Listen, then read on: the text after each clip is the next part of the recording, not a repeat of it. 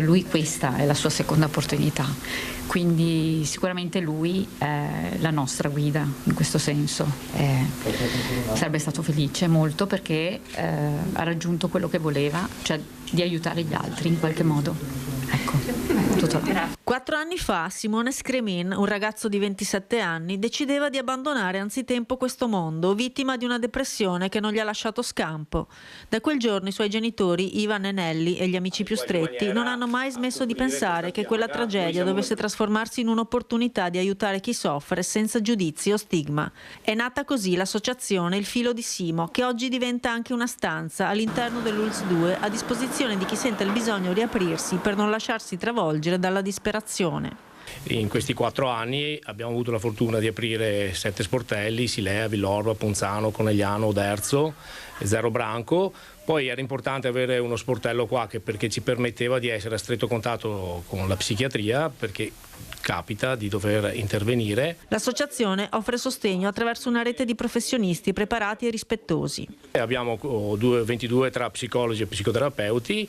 Negli sportelli distribuiti per il territorio vengono accolti per le psicoterapie le persone. Abbiamo una segreteria che funziona H24. Oltre alle psicoterapie abbiamo dei laboratori dove cerchiamo di assistere le famiglie nella gestione di chi soffre di stati depressivi e poi le famiglie che hanno subito questa tragica tragedia, e quindi cerchiamo di aiutarli all'accettazione del lutto, che non si accetta mai, ci si convive. In Italia la stima è di 4.000 suicidi conclamati all'anno e di altri 4.000 tenuti nascosti. Nel 2030 la prima causa di morte tra giovanissimi sarà proprio il suicidio, eppure lo stigma resta ancora elevato. A Treviso sono oltre 700 i giovanissimi tra i 9 e i 14 anni con depressione conclamata. Nel Veneto sono 38.000, numeri che fanno spavento e che costringono l'ULSS ai ripari. Sono in arrivo nei primi mesi dell'anno altri 12 psichiatri e 3 psicologi. La verità è che più riusciamo a intercettare, più persone salviamo dalla depressione e dal suicidio. Un ringraziamento vero a loro, perché loro sono insieme a noi coloro che cercano in qualche modo di dare le risposte soprattutto ai giovani o alle persone anziane che soffrono di questo gravissimo problema.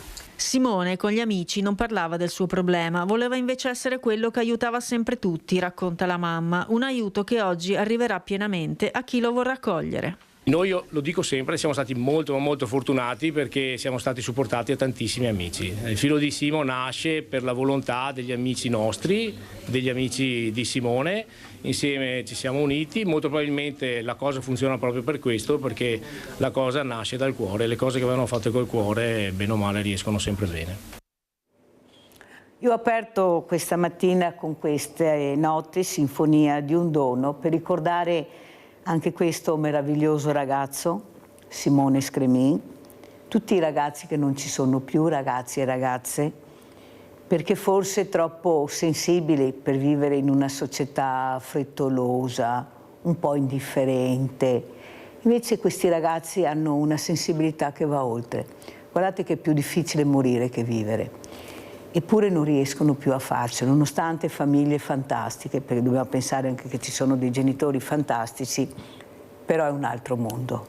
Loro creano un altro mondo e in questo non riescono più a sopravvivere. Però c'è qualcuno che dice dobbiamo rimboccarci le maniche, dobbiamo cercare di aiutare questi ragazzi, e sono i genitori che creano queste associazioni che non finiremo mai di dire grazie. E abbiamo ospite questa mattina, e sono veramente onorata di averlo ospite, Ivan Scremin, presidente Il Filo di Simo. Ecco, grazie Ivan di essere qui, grazie, veramente era doveroso per me invitarti, nonostante, ecco, ieri abbiamo visto questa bellissima apertura di questa stanza di Simo proprio per aiutare i ragazzi, perciò ti ringrazio veramente di essere qui presente questa mattina. Saluto anche Giancarlo Antoniazzi, presidente Associazione Contea di Conegliano, grazie anche a Giancarlo di essere qui, anche Giancarlo in prima linea per aiutare gli altri. Allora, partiamo proprio con Ivan Scremin. Abbiamo visto questo servizio. Io, come tu sai Ivan, io ho tante associazioni che vengono, associazioni di genitori, e il problema è il dopo di noi, ecco, di lasciare un segnale, un qualcosa di concreto per aiutare questi ragazzi.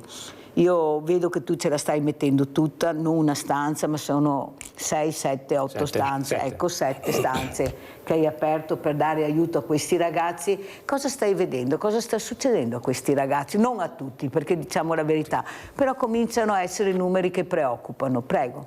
C'è un cambiamento radicale che in questi 4 anni si è fatto vedere. Simone si toglie la vita, aveva 27 anni, 4 anni fa c'era un qualcosa di diverso, cioè una struttura fragile con delle grandi prospettive. Il fatto di non riuscire a raggiungere queste prospettive li portava dentro un tunnel. Questo tunnel diventava sempre più buio e diventa dolore mentale, e il dolore mentale poi porta alla tragica scelta. Oggi quello che abbiamo visto in questi 4 anni purtroppo, e che è ancora più preoccupante, è che innanzitutto l'età si sta abbassando.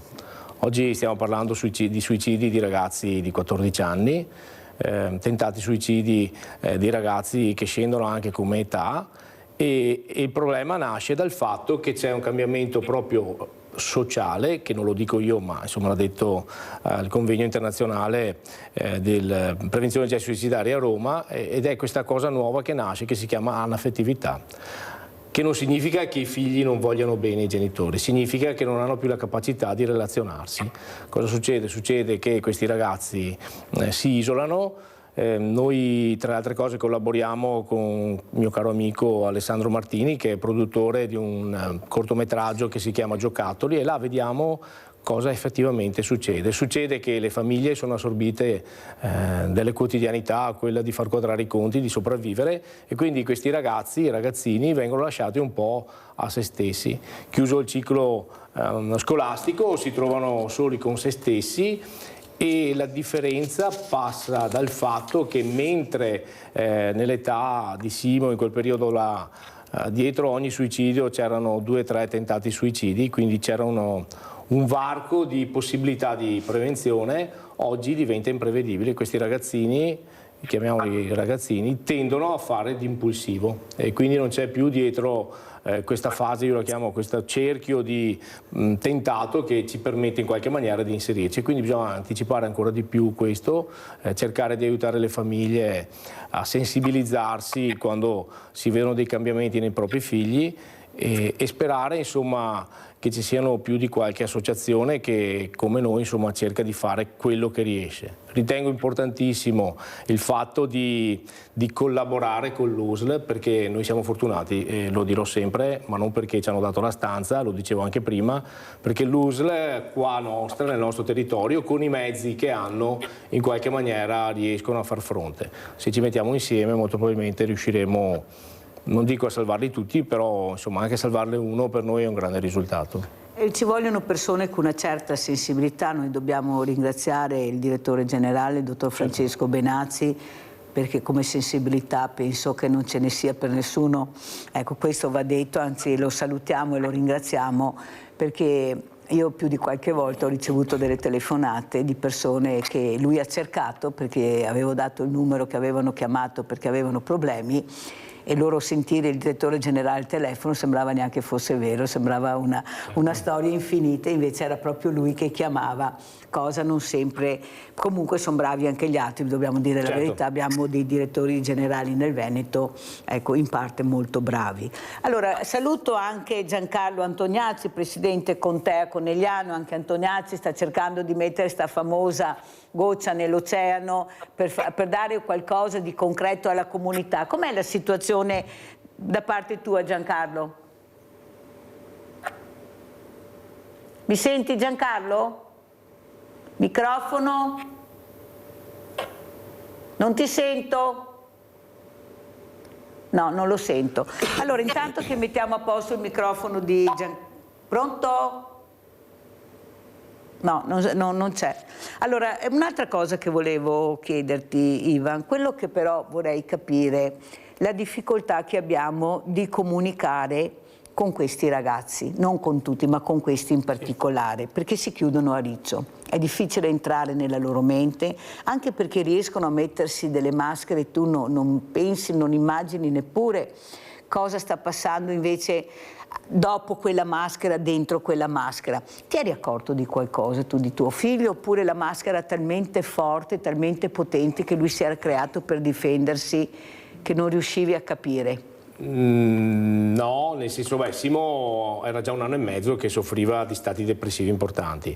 La realtà è che poi noi ci siamo accorti del forte cambiamento nel momento in cui Simo comincia ad abbandonare quello che lui amava. Simo era un atleta sportivo, calciatore, un trascinatore, e all'improvviso Simone comincia ad abbandonare questo, si comincia ad avere difficoltà a gestire anche i rapporti. Poi io ho detto più volte che mi ritengo un genitore molto fortunato, nel senso Simo ci ha regalato questi suoi 27 anni e parlavo molto con Simone, ma la realtà è che lui cercava mascherare che Simone nel suo periodo di difficoltà si preoccupava degli altri, quindi lui, se un amico stava male, si dava da fare per capire com'era. Un episodio però psicotico dove Simo alla fine scappa di casa, comincia a far sì che noi ci cominciamo a realizzare dell'effettiva difficoltà di Simone, e questa difficoltà poi si trasforma, insomma, io ho avuto la fortuna che con l'altro figlio Manuel siamo riusciti a rintracciarlo più o meno dov'era. Abbiamo comunque, soprattutto io, realizzato il fatto che Simone avesse cominciato a scivolare giù da questo canalone. Ricovero in psichiatria è durato 1 settimana, Simo esce dalla psichiatria con un'etichetta che purtroppo ogni tanto viene, insomma, incollata, e da là cominciamo a capire l'effettiva difficoltà di Simo. Però Simone, che era seguito da uno psichiatra, psicologo e poi da una psicoterapeuta privata, nonostante io volessi andassi, perché lui me lo chiedeva dallo psichiatra, e lui là, quando lo psichiatra diceva come va Simo, alla grande, ho dei progetti incredibili, tant'è vero che Simo è riuscito a mascherare il tutto finché gli ultimi 4 giorni, siamo intorno al 13 di febbraio, fa il lavoro, trova il lavoro della sua vita, che era quello di voler fare il cuoco. Lui aveva questo sogno di aprire un locale, un ristorante negli Stati Uniti, e quindi di fare pratica, però molto probabilmente questo, essendo lui molto fragile, l'ha reso ancora più fragile,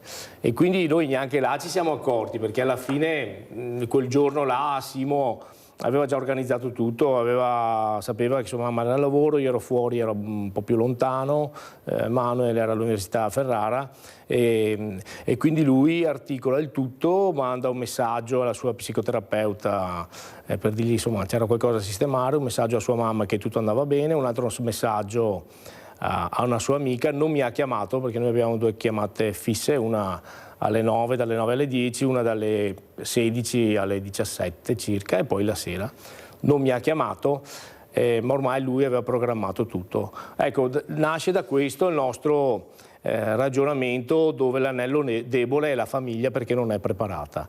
La famiglia non è preparata, ma non perché le famiglie non siano in grado, è che se tu non istruisci qualcuno, noi non sapevamo cosa fare, e quindi ci siamo mossi a tentoni. Ecco, l'obiettivo nostro è, appunto, quando diciamo che facciamo questi laboratori, è di aiutare le persone a gestire chi in casa ha uno stato depressivo, perché in casa chi soffre di stati depressivi non gli interessa tutto ciò che succede, la bellezza, ha solo bisogno di essere ascoltato, non ha bisogno che qualcuno gli dica sbaglia a fare questo perché questo è sbagliato, ha bisogno di persone che lo ascoltino, che siano presenti e che lo aiutino a riacquisire la sua autostima. Però bisogna avere anche delle persone preparate.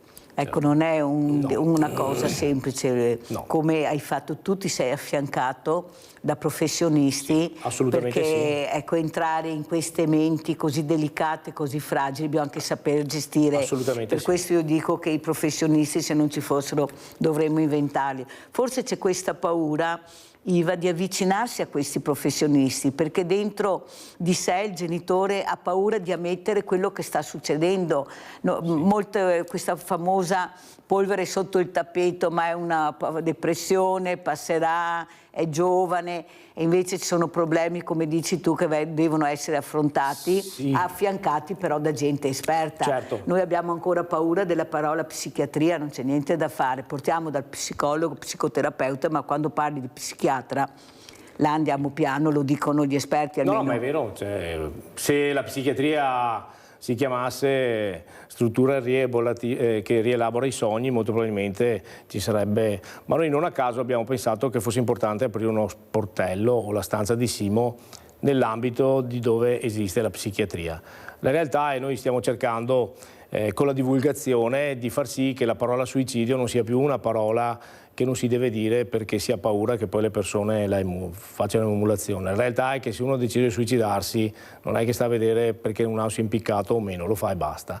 Quindi bisogna avere il coraggio di parlare e di affrontare questo tema. Il fatto di aprire uno sportello là uno perché insomma, noi siamo onorati, abbiamo la fortuna insomma, di affiancare una struttura importante, ma cerchiamo di far capire alle persone quando arriveranno nello sportello che non è che perché vai in psichiatria a prescindere uscirai pazzo. La realtà è che se vai in ortopedia perché ti rompi una gamba, se vai in ematologia è un problema al sangue o qualcos'altro, se vai in oncologia è un tumore. Ogni reparto ha purtroppo il suo nome.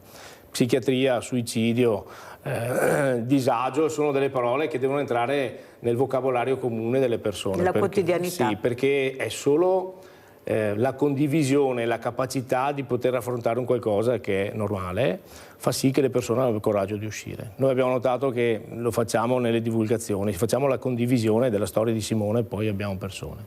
Abbiamo Rinaldo, apriamo il centralino, vai Rinaldo. Ciao Mirella, ciao. Buongiorno al tuo ospite. Questo discorso mi dispiace per il signore, va bene che lavoro sta un po' di disgrazia, è una malattia subdola, una malattia che pian piano ti mangia, con avuto diversi amici che si era colpa, sparà e si era colpa insomma, e non aveva bisogno, che aveva tutto, però nella sua mente era una roba, e ora, quando chi ha questo tipo di malattia, da essere professionisti come dicevano gli altri, e la gente neanche potremmo dire una buona parola, ma non sappiamo neanche da dove cominciare, come fare un problema che ha una persona del genere. Dunque, lo Stato dovrebbe fare più centri di queste robe qua, perché quando che battaglia lascerà i manicomi, e sapeva perfettamente e aveva a disposizione di fare qualcosa per chi deve restare, non più metterli sui lager che erano i manicomi, però accompagnarli un po' alla volta. Gli andava arrivati 2 o 3 anni e aveva fatto le casette, questo e quello, e non ha più fatto niente. Queste sono malattie assurde che purtroppo chi che soffre più di tutti è chi che ora in casa, e bisogna aiutare la famiglia e il personaggio che era il figlio che era mai. Bisogna portarlo da uno che sa come curarlo, col metodo giusto, andare una mano all'incontro, un piano a volta, vergerlo fuori e cercare qualcosa. Non c'è niente da dire, purtroppo capita, purtroppo se non incontriamo questi problemi, quando ti capita in casa, perché qui capita agli altri, non interessa più il canto. È un discorso sbagliatissimo, perché queste persone qua hanno bisogno, e è queste che avremo da aiutare, non noi altri personalmente. Grazie Rinaldo, fammi andare avanti che è arrivato anche il presidente di Contea. Grazie Rinaldo anche per quello che hai detto, penso faccia piacere anche a Ivan Scremin. Allora sentiamo se il presidente Giancarlo Antoniazzi riesce a sentire, riusciamo a parlare con lui. Presidente, allora cosa vedi invece dal tuo osservatorio importante? Com'è la situazione? Giovani, meno giovani, volontari? Prego. Intanto dicevo grazie per avermi invitato. Quindi buongiorno a tutti voi, se mi sentite adesso. Sì, adesso sentiamo Presidente. Ecco, sì. Beh, stamattina avete scelto un tema molto importante, difficilissimo anche. È una cosa che ci riguarda tutti, è un problema che riguarda individualmente le persone, dentro una società che è cambiata moltissimo, quindi di responsabilità non dobbiamo tanto cercarle altrove, ma cercarle dentro ognuno di noi, dentro ai nostri comportamenti, dentro al nostro modello di vita, perché sicuramente alla base di tutto, al di là della voglia dei ragazzini o di questi ragazzi che non riescono a comunicare, non riescono a manifestare il loro pensiero più interiore e quindi cercano la libertà, perché attraverso il suicidio la chiave è questa, cercare la libertà, cioè liberarsi da ogni possibile vincolo. Però bisogna comprendere una cosa dal mio punto di vista, poi non necessariamente sarà quello corretto. Abbiamo una società molto distratta, una società che sta pensando pochissimo ai nostri figli, cioè dà indirizzi più che lavorare a fianco e insieme, comprendendo i loro bisogni, la loro voglia di crescere, no? Dobbiamo essere un po' attenti a tutto questo, ma noi siamo presi dalla quotidianità e dentro a questa quotidianità c'è la poca comunicazione, c'è l'isolamento, quindi c'è l'individualismo, e i ragazzi che sono i più fragili sono i primi a sentire questo messaggio così sottile, così fine, che non riescono sempre a percepirlo nel giusto modo. Quindi dovremmo un po' tutti, è un problema che abbiamo tutti dentro la famiglia, dentro la comunità, alle comunità più strette che abbiamo, come le parrocchie, come appunto i punti di incontro, le associazioni. Questo è sicuramente la cosa. È un tema che ci investirà per molto, anche perché stiamo portando avanti una società, come ripeto, molto individuale e molto distratta dai temi più profondi, no? Dall'etica, dai doveri più morali. Ecco, quindi tutto questo incide fortissimo sulla fragilità dei giovani. E noi abbiamo il compito, ognuno di noi, che è quasi voler scaricare responsabilità quando diciamo bisognerebbe che alcuni facessero così o altri facessero colà, la scuola, dare responsabilità alla scuola, dare responsabilità alla politica, no? Tutti abbiamo una parte, magari piccola, ma una parte significativa dentro al far crescere i ragazzi, i figli. Basta che noi ci fermiamo un attimino e andiamo a far mente locale di quando eravamo giovani, lo spazio che cercavamo, le modalità come lo cercavamo, la voglia di esprimersi che avevamo, la voglia di aprire al mondo e conoscere il mondo.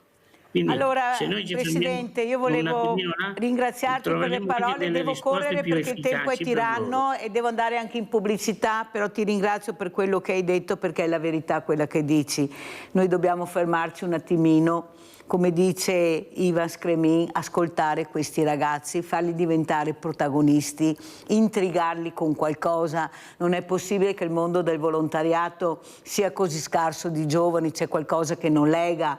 Sono anni che si vanno nelle scuole a parlare, loro sono anche attenti, ma dopo alla fine quando esci non si ricordano più. Bisogna farli diventare protagonisti, anche se sbagliano, ma lasciarli loro che gestiscano queste cose. E allora io ti faccio vedere, lo dico anche a Ivan Scremin, questo spettacolo, questo musical che abbiamo messo in atto proprio, questo Mercy, organizzato da questa importante compagnia teatrale. Anzi, ti invito, mi raccomando, di esserci, Presidente, come Ivan Scremin.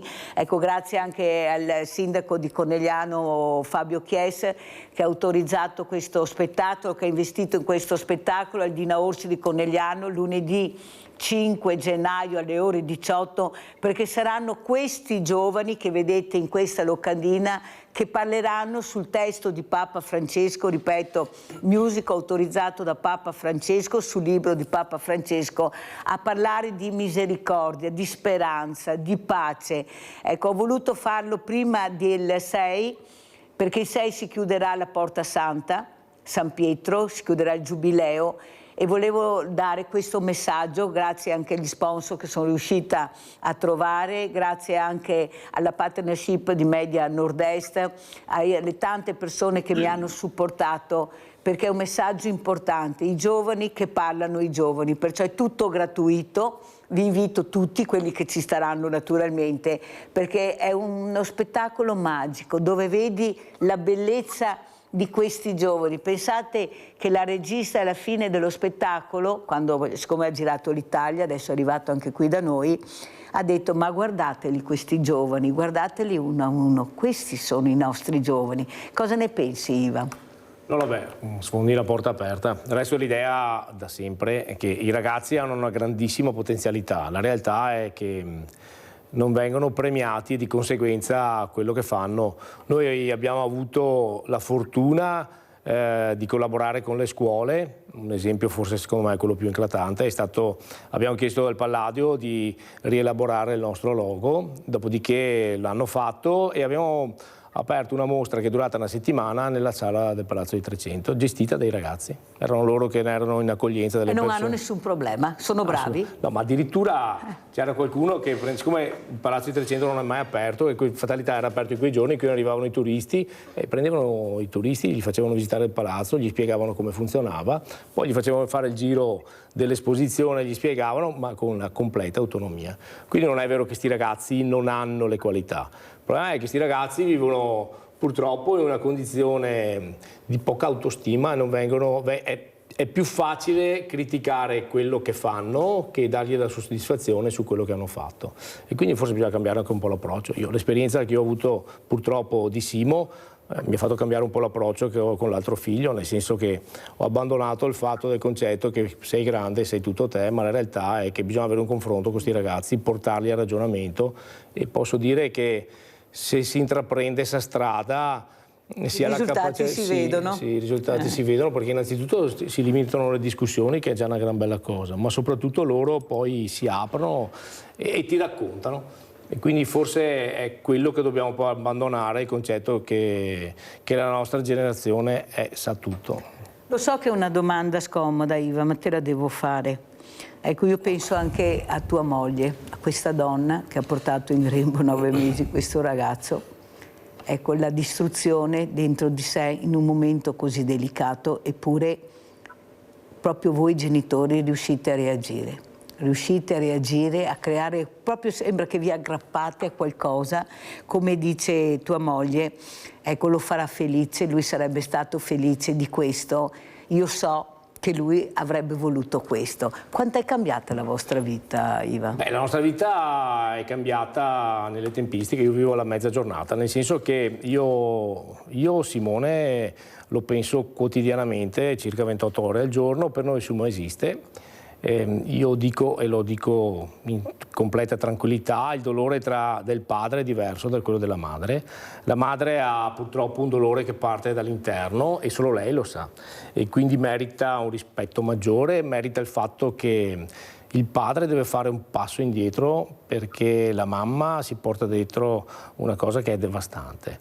Noi siamo stati fortunati, nel senso che noi siamo riusciti in qualche maniera a sostenerci in maniera importante tra noi due. Avete visto mia moglie, insomma, l'intervista porta appieno il messaggio di Simo molto più, in maniera più profonda di come lo faccio io, ma perché è proprio vero. Cioè, un'altra cosa che vorremmo fare, lo faremo sicuramente, sarà una stanza dedicata alle mamme, lo faremo all'interno del sito, perché siamo convinti che loro abbiano un modo di sostenersi una con l'altra che gli uomini non hanno. Ti ringrazio per supportare quello che ho detto, Iva. Io purtroppo, o per fortuna, ho questi esempi che invito di mamme e papà, e sono due cose diverse. Per carità, senza togliere niente al vostro dolore, ci mancherebbe, però posso assicurare che il dolore di una mamma è devastante. Io vedo anche, l'altro giorno sono andata in cimitero e ho visto delle scene strazianti sempre nella figura femminile. C'era anche la figura maschile, ma molto più composta, meno. Sì. Lei invece si abbandona a questo dolore immenso che prova, nonostante siano passati anni, perché poi mi sono avvicinata a questa tomba, ho guardato chi c'era quando era morto. però capite bene, come dice Iva, sono dolori strazianti. Presidente, ecco, spieghiamo anche cos'è questa associazione per chi non la conosce. Mi raccomando, guarda, venire al musical, perché ci tengo tutti i volontari, perché l'ho fatto per i volontari. Non li premia mai nessuno, sti volontari. Ui, Mirella li premia? Eh sì, perché i premia tutti, fuori che i volontari che sono qui in prima linea, perciò un musical per i volontari. Vai, Presidente. Allora prendo una piccola finestra perché ci sarebbe molto da dire per quanto riguarda il volontariato. Il volontariato adesso è un po' sul mirino del sistema, no? Si pretende troppo dal volontariato, ma torniamo indietro, riparliamo dei ragazzi.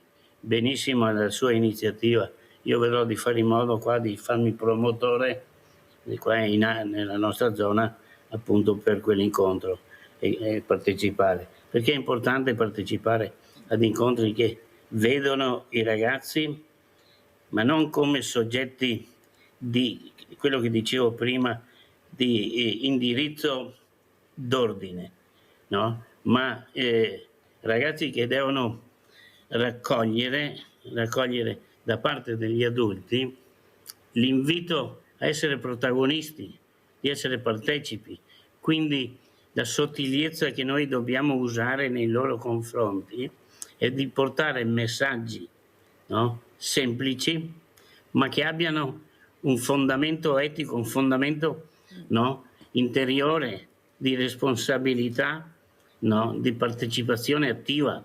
Dentro questo, allora i ragazzi comprendono, riescono, perché sono delle spugne, ma non semplicemente delle spugne che assorbono, ma sono delle spugne che assorbono e metabolizzano, no? Memorizzando.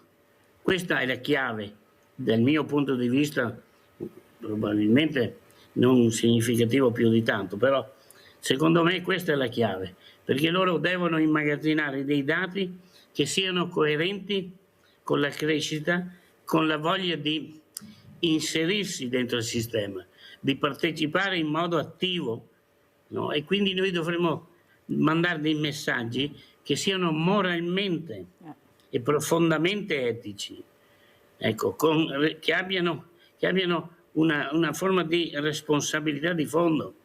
Invece, come dicevo prima, tendiamo anche involontariamente, bonariamente probabilmente, a essere molto lassivi, molto larghi, siamo più impegnati alle responsabilità giornaliere, a crescere una società che sta facendo molta acqua dappertutto, perché basta partire dall'alto e vedere cosa sta succedendo, basta vedere come viene, ne parlavamo adesso del volontariato, come viene visto il volontariato, viene visto come un mezzo a costo zero, ma importantissimo per mandare avanti una società che deve invece partecipare e essere al fianco del volontariato. Senti, Presidente, spieghiamo anche cosa fai però con questa associazione, Presidente. Spiega cosa fai anche come associazione con Tea, per chi non conosce il Presidente Antoniazzi. Noi siamo 58 persone,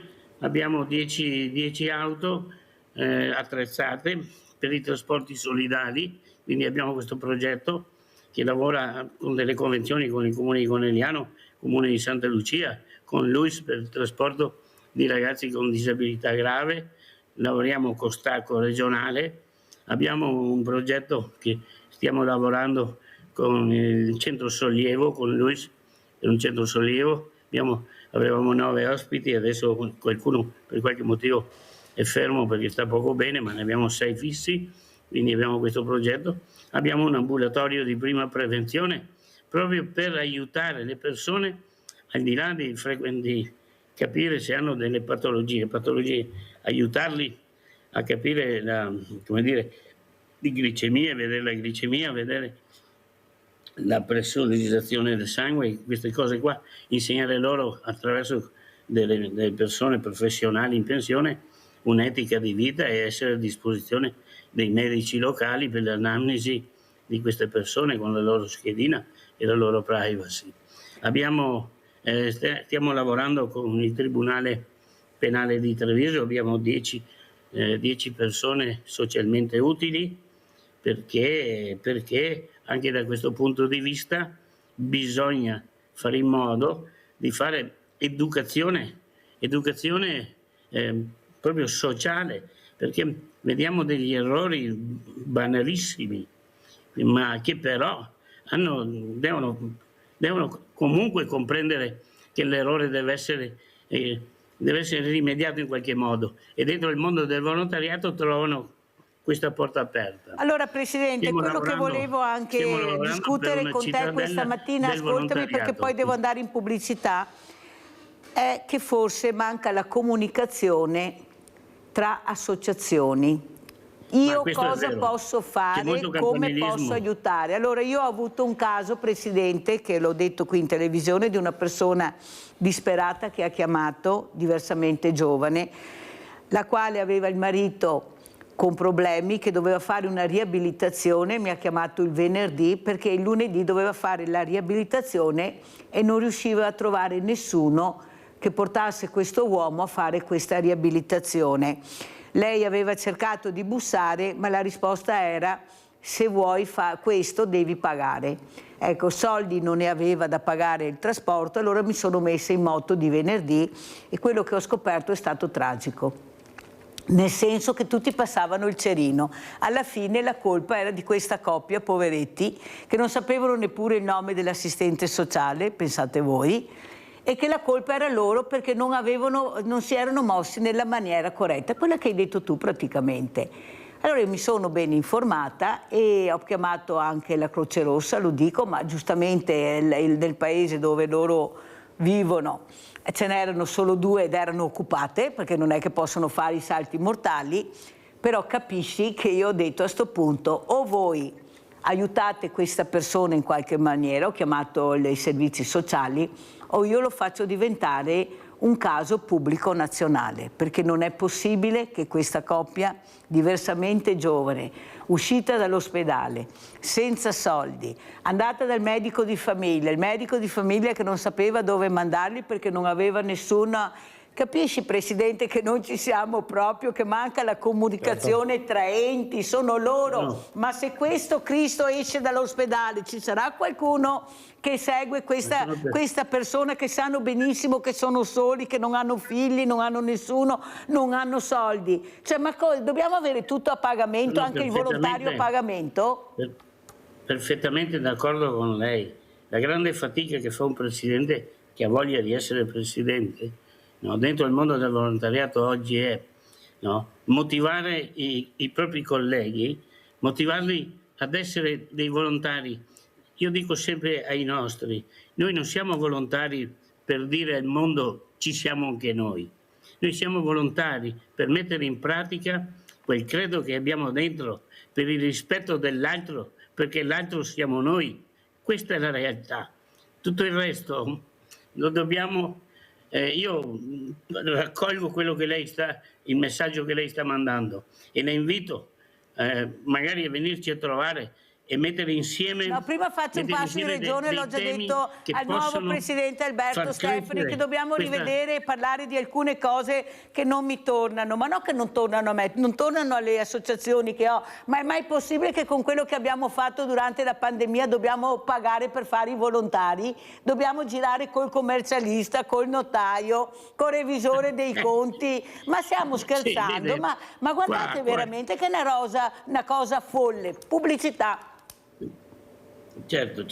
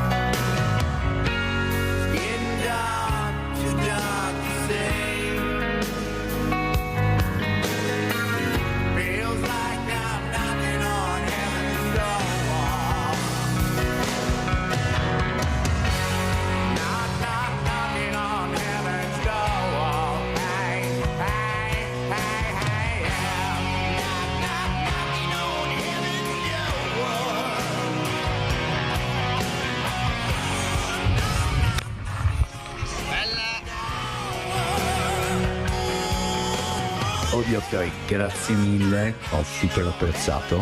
Appena si risolverà tutto questo caos qui, sono sicuro che faremo davvero una gran festa in generale.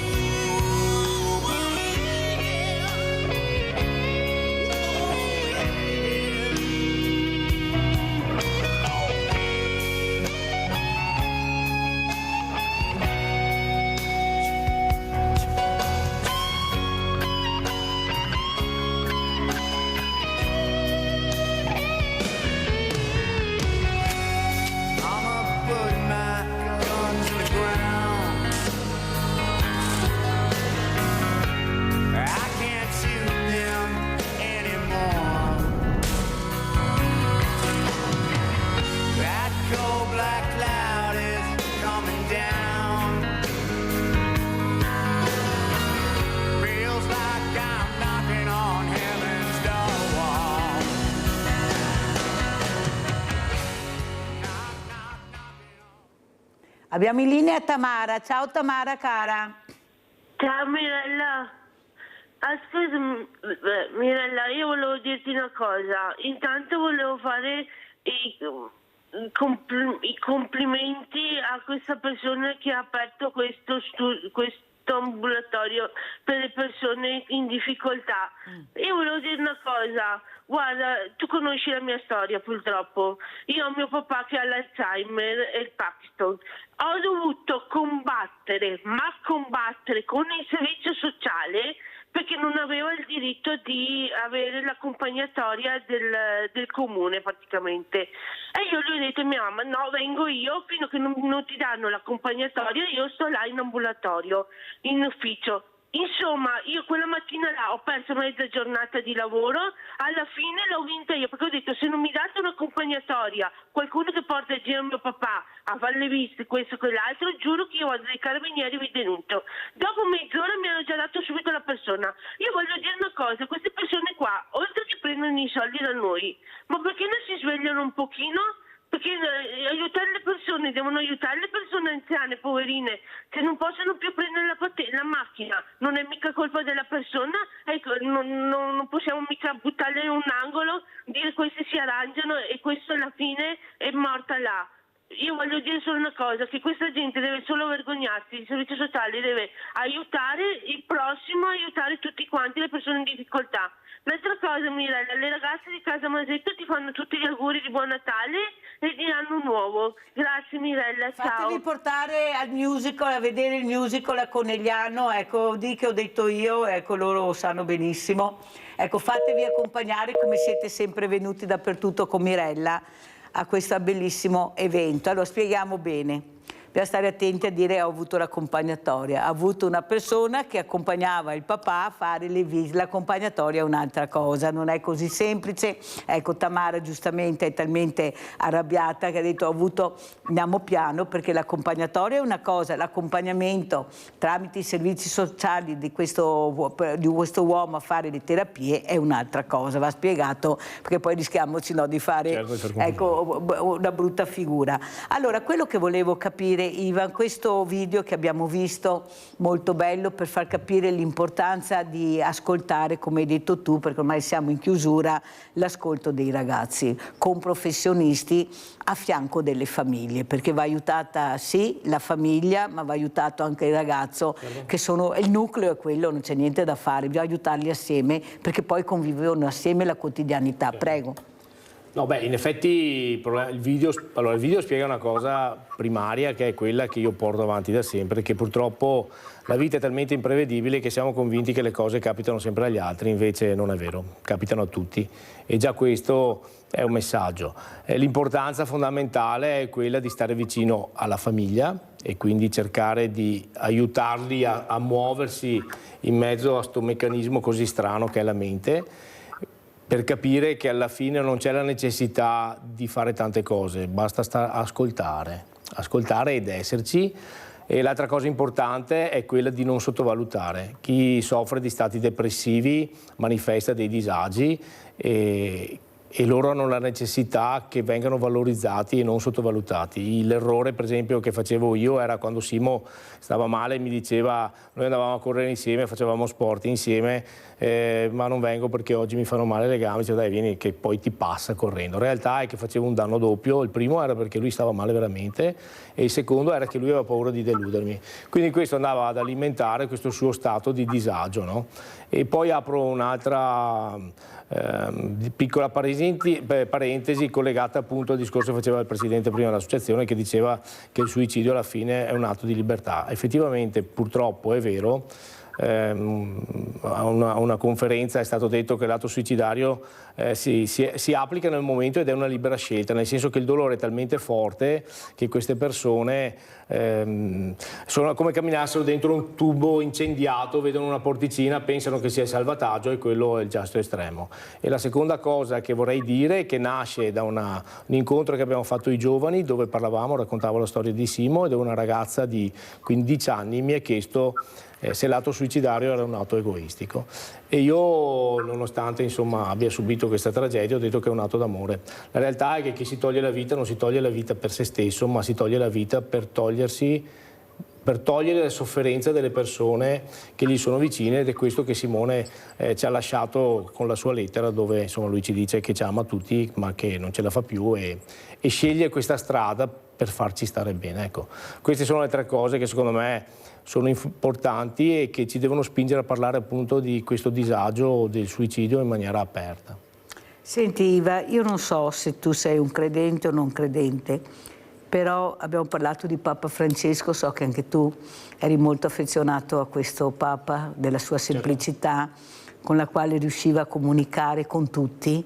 Ecco, naturalmente anche Papa Leone XIV, poi vedremo naturalmente il percorso che farà, sembra che sia sul percorso di Papa Francesco, però Papa Francesco riusciva veramente a entrare nei cuori. Tu come lo vedevi, lo sentivi? Ecco, se tu avessi tuo figlio adesso, se tu avessi Simo qui di fronte a te, cosa gli diresti? Ma allora la cosa che secondo me faceva la differenza era il fatto, ancora adesso si vede, ma io credo che Papa Francesco avesse questa forza di avere intorno a sé i giovani. Lui aveva questa forza di comunicazione, perché è la comunicazione che poi fa la differenza, no? Ieri ho detto alla fine che l'associazione forse funziona perché è fatta dalle persone che l'hanno fatta col cuore, ed effettivamente è il cuore, no, che ci comanda, e credo che la forza di Papa Francesco era proprio questa, di riuscire a trasferire i messaggi con il cuore, e ciò che tu ricevi con il cuore, che tu sia credente o non lo sia, è qualcosa di univoco, cioè che ti colpisce e fa sì che ti avvicini. Infatti io credo che Papa Francesco fosse uno tra i papi il quale ha avuto più presenze e più persone vicino rispetto a tanti altri. Ma se Simo fosse qua, ma io guarda, i miei figli gli ho sempre insegnato che qualsiasi scelta nella vita va fatta con il cuore, sia che sia il lavoro e che sia quant'altro. Il fatto di scegliere con la proiezione di diventare ricchi o del denaro è relativo, no? Il denaro serve perché è un mezzo per vivere, se scegli col cuore però alla fine tu arrivi ad ottenere. Simo sceglieva con il cuore, era un ragazzo che aveva tanto cuore. Ti dico solo che lui ha fatto un piccolo periodo di lavoro alle poste dove vendeva le SIM ed era ricordato dagli anziani che andavano, perché li portava. Adesso non vorrei enfatizzare, che non pensiate che fosse un santo, era anche questo, festa, cioè non era, però lui aveva questa parte sua di bontà, e quindi quando andavo a prendere la patente non lo trovavo mai, perché poi queste persone anziane che erano simpaticissime se lo portavano al bar per premiarlo. E quindi il messaggio invece che dico ai giovani è: guardatevi dentro ogni tanto a destra e a sinistra, che può esserci qualche vostro compagno che ha gli occhi tristi, e credete in voi stessi, perché secondo me avete delle potenzialità che noi non avevamo. Sentiamo invece Giancarlo Antoniazzi, presidente Associazione Contea Conegliano, che messaggio vorrebbe dare se avessi i volontari di fronte, i suoi volontari, ma il mondo del volontariato in generale. Ecco, ai volontari cosa diciamo, Presidente? Perché vanno anche loro premiati. Ecco, Mirella ha fatto questo assieme a questa squadra meravigliosa che ho trovato, proprio per premiare i volontari diversamente agili, diversamente giovani. Ecco, spero che vengano tutti, perché veramente questi ragazzi faranno uno spettacolo meraviglioso. Prego, Presidente. Io direi una cosa, importanti le parole di questo papà, i 3 primi punti che diceva. Importante che il mondo del volontariato, chi fa volontariato, come ci ha insegnato Monsignor Nervo 266 a suo tempo, che quindi è dono di gratuità e amore per la vita e rispetto dell'altro, siano messaggi che i volontari percepiscano, perché sono la chiave di una convivenza che può essere, come dire, verso i nostri giovani, non solo di prevenzione, ma di essere d'anticipo a, come possiamo dire, a una vita più serena, a una vita che i ragazzi possono inserirsi, no? Con merito e voglia di andare oltre, perché questo è il loro obiettivo e questa è la loro mission, è la mission di ognuno di noi quando eravamo giovani. Quindi che tutti i volontari che sono in ascolto o che hanno la possibilità di ascoltare magari la sera del 5, no, sulla sua trasmissione o in quell'incontro al Dina Orsi, possano percepire e capire bene quei 3 punti fondamentali che quel papà purtroppo ha provato e ha compreso, e noi dovremo farlo in modo appunto di anticipo, per giocare d'anticipo dentro a queste problematiche così fondamentali e così importanti per la vita dei nostri giovani. Grazie anche a Giancarlo Antoniazzi, Presidente Associazione Contea di Conegliano, di essere state con noi per queste parole importanti che hai detto, Giancarlo. Grazie di cuore anche da parte mia, soprattutto grazie a Ivan Scremia ancora per quello che sta facendo con sua moglie e con tutta la squadra, ma soprattutto in questa coppia che crede, perché il loro figlio avrebbe voluto questo e ne sarebbe felice. Pubblicità. Arrivederci a tutti. Arrivederci.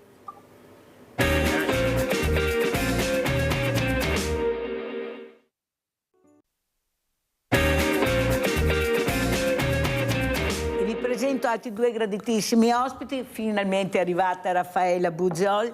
Ecco, era tanto che non la vedevamo, noi ci sentiamo, ma volevo sentire, ecco, come è stato chiuso il 2025, come inizierà il 2026. Prima abbiamo avuto Ivan Scremin, questo genitore che ha perso questo figlio adorato, che si è suicidato, che ha aperto un'associazione per aiutare altri ragazzi, altre famiglie. Saluto anche un altro ospite gradito che è il dottor Oscar Miotti, psicologo. Ecco, parleremo anche di bambini, di asili, lei è anche assessore a Castelfranco Veneto, e soprattutto l'importanza di ascoltare, ecco, che siano loro i protagonisti, i ragazzi. Allora inizio proprio da Raffaella Buziol. Allora Raffaella, cosa ci racconti, come hai chiuso il 2025 e come si sta aprendo questo 2026 con le difficoltà che hai incontrato molto forti, anche molto potenti? Prego. E niente, praticamente noi ci stiamo autogestendo il servizio di lingua dei segni, perché purtroppo gli appalti che ci sono nel territorio non stanno funzionando e non sempre è una risposta con la lingua dei segni, con personale competente e formato. Stiamo chiudendo un 2025 un po' importante, perché c'è il passaggio all'età maggiore di Lisa, quindi con forti emozioni, con forti idee. Lei tra l'altro oggi mi ha delegato di portare un suo sogno, una sua idea, quella di trovare altri ragazzi che stiano bene, che con lei vogliono fare, perché io credo che i bravi ragazzi ci siano. In particolare lei era stata colpita come informazione. In questo ultimo periodo si parla di queste situazioni di ragazzi un po' furbetti. Lei frequenta una scuola regionale molto ben strutturata, è a quasi 40 km da casa, ma non importa il chilometraggio che noi facciamo. Lì è un centro di formazione regionale, quindi tutto quello che la scuola, diciamo, tradizionale non dà una risposta, lì trovi.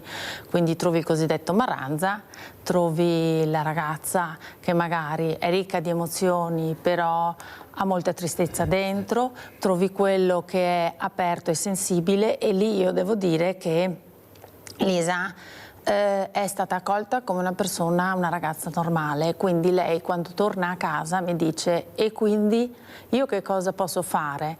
Lei l'altro giorno vedeva queste informazioni in queste settimane, in questi mesi di cosiddetti maranzi, mi dice: ma perché non possiamo fare un gruppo insieme? Mamma, dillo, porta la mia voce. E molto demotivata dal territorio, perché quando parli di lingua dei segni si associa subito la disabilità, quindi incapacità. Ti scontri con uffici dove viene considerata tua figlia prettamente incapace, non sanno che Lisa, grazie alla lingua dei segni, fa frasi, ha aumentato la sua voce. Ma perché? Perché accanto noi stiamo dando delle persone, degli interpreti, sono 4, tra le quali addirittura un ragazzo che è docente sordo. Quindi abbiamo, passami il termine, unito 2 mondi diversi che comunicano con la stessa lingua, ma dove lui, tra l'altro è un ragazzo giovane, e lui sta dicendo a Lisa: vedi, io comunque ce l'ho fatta. E 2 interpreti, tra l'altro c'è anche una ragazza dell'università che si è laureata e si sta specializzando, incuriosita della realtà di Lisa.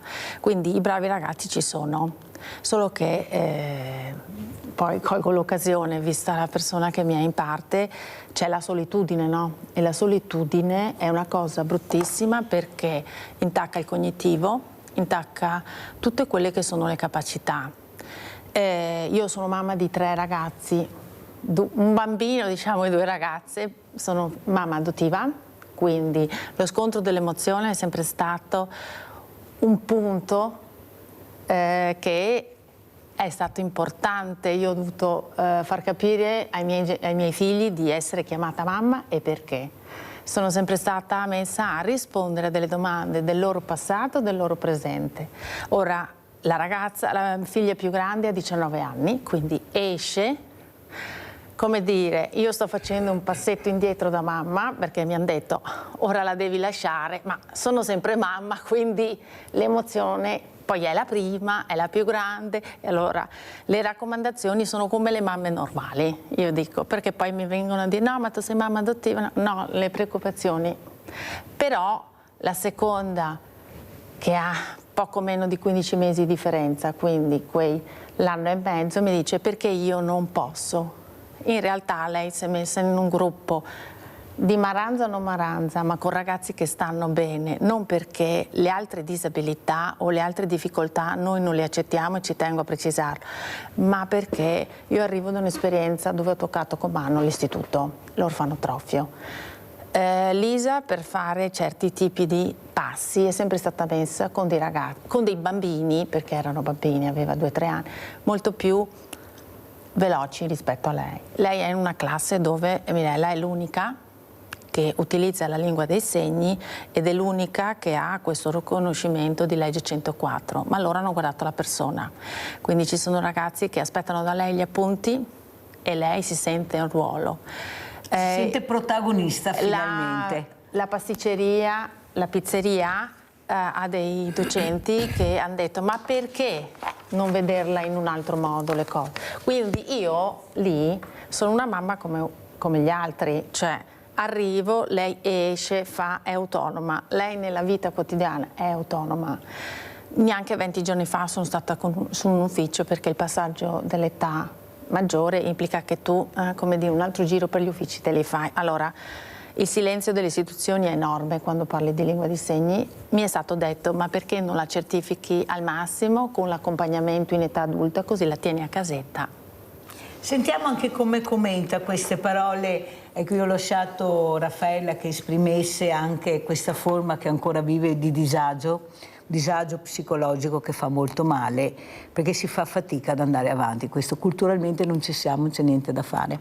Ecco, le istituzioni che dovrebbero premiare questa mamma, ripeto, una mamma adottiva che li ha portati a casa tutti e 3 i fratellini per non dividerli, invece di essere premiata e supportata, dottor Miotti ha trovato tantissime difficoltà, tanti paletti, perché non siamo culturalmente preparati ad accettare la normalità in queste persone. Ecco, non c'è niente da fare.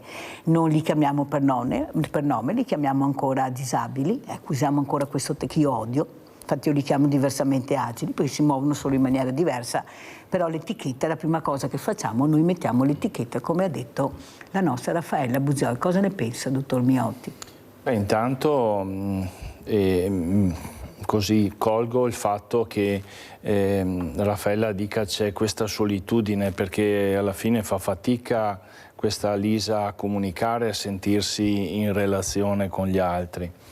Ecco, io ho approfittato, tanto che attendavamo, di farmi raccontare da Raffaella cos'è la lingua dei segni, che non è la classica lingua dei segni che, no, con i sordomuti o comunque con è qualcosa di diverso, e mi hai aperto, Raffaella, veramente delle finestre. Cioè bisognerebbe insegnare questa lingua come impariamo l'inglese, imparare questa lingua perché abilita delle aree del cervello che noi non utilizziamo, cioè potrebbe essere un vantaggio anche per gli altri.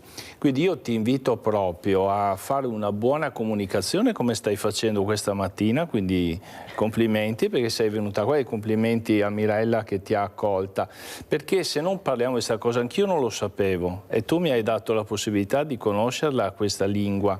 E secondo me, per quello che io ho capito, se tu sviluppi delle aree facendo con una certa lingua, aumenti anche le tue competenze, come dicevi tu, nella parte verbale. C'è anche quella, no? È come, non so, uno che comincia a non sentire più, impoverisce il suo cervello, ma se si mette l'auricolare comincia a riprendere la sua funzionalità. Ecco, è un po' una riabilitazione. E il mio invito, e quindi ti ringrazio di questa opportunità oggi, è quella di far conoscere questo tipo di lingua. Ecco, questo mi viene da dire. Però vede, dottor Miotti, che non tornano i conti, nel senso che noi a Venezia abbiamo l'Università della Lingua dei Segni. Nessuno lo sa. Lei ha dovuto, non lo sapevo. Ecco, lei ha dovuto imporsi proprio come persona fisicamente, per far capire, guardate che abbiamo questa università. Io mi ricordo, ma io non so cosa è successo, dottor Miotti, lo chiedo anche a Raffaella. Io quando andavo a scuola alle elementari, la maestra si insegnava proprio, come diceva lei, questa lingua un po' particolare con, vi ricordate, le lettere? Era già un qualcosa però, sì. Era già un qualcosa, e lo insegnavano alle elementari. Poi non so cosa è successo, il progresso, tutto quello inglese, cinese, tedesco. Ma io invece sono convinta che questa lingua di segni prima o dopo sfonderà. Perché a chiunque può capitare di dover imparare la lingua dei segni. Nella vita non sai mai cosa ti capita. Ieri avevo una persona cieca, uno sportivo, sono diventato cieco a 30 anni. All'improvviso non ho più visto niente. Bisogna reagire però, bisogna trovare un qualcosa, un qualcuno che ti faccia uscire da questo tunnel terribile, ha detto, ed è stato lo sport, ed è stata l'associazione che ho incontrato. Come mai, dottor Miotti, questa cosa così importante, con un'università importante a Venezia, l'avete visto, vi ricordate quando c'era il Covid, il già presidente della regione Luca Zaia che presentava con la lingua dei segni, ecco cosa stava succedendo, e ce n'erano ben 3 alle spalle che si turnavano tutto il giorno per dare a tutti la possibilità di imparare. Ma poi è sparito tutto. Sì. È andato tutto proprio scemando, un po' alla volta, un po' alla volta, un po' alla volta, e la lingua dei segni. Noi vediamo qualche volta la lingua di segni. Io penso che invece, grazie al vostro supporto, siete voi, dottor Miotti, che dovete spingere questo. Siete voi gli addetti ai lavori, i professionisti che capiscono l'importanza di quello che ha detto Raffaella. Raffaella Buziol può arrivare fino là. Io ho dovuto affiancarle un avvocato per portarla avanti, perché era solo in balia, no, delle onde di un tsunami che la stava distruggendo e sommergendo, ma distruggeva tutta la famiglia, queste creature che non c'entravano niente. Allora, dottor Miotti, cosa si può fare per far capire invece l'importanza finalmente della lingua dei segni? Cioè è diventato importante solo per il Covid, perché poi... Prego, dottor Miotti. Ma secondo me mi viene così la curiosità, se facessimo un seminario di una mezza giornata, ma applicativo, cioè se tu fai provare, no, anche io potrei partire dalla mia categoria, dagli psicologi, no? E facciamo una mezza giornata, una serata, 3 ore e proviamo a fare questa cosa, applicare questa lingua, perché se tu la applichi e vedi che potenzi delle tue abilità comunicative, questo diventa, dicevo a lei che non mi piace quando in campagna elettorale i politici ti facevano così, no? Mi dava fastidio, perché sei come qualcuno che vuole inculcarmi qualcosa, mi dava fastidio, perché a me quando vogliono inculcarmi qualcosa mi ribello, no? E allora quello non l'ho votato sicuramente, sapranno anche chi faceva così, no? Perché tra un po' fanno anche così e allora a me questa cosa non mi va. Allora secondo me bisogna fare esperienza, perché altrimenti tu la racconti la cosa ma non viene percepita, e poi da quello che tu mi dici ha delle grandi potenzialità, quindi c'è l'università e quindi non è poco.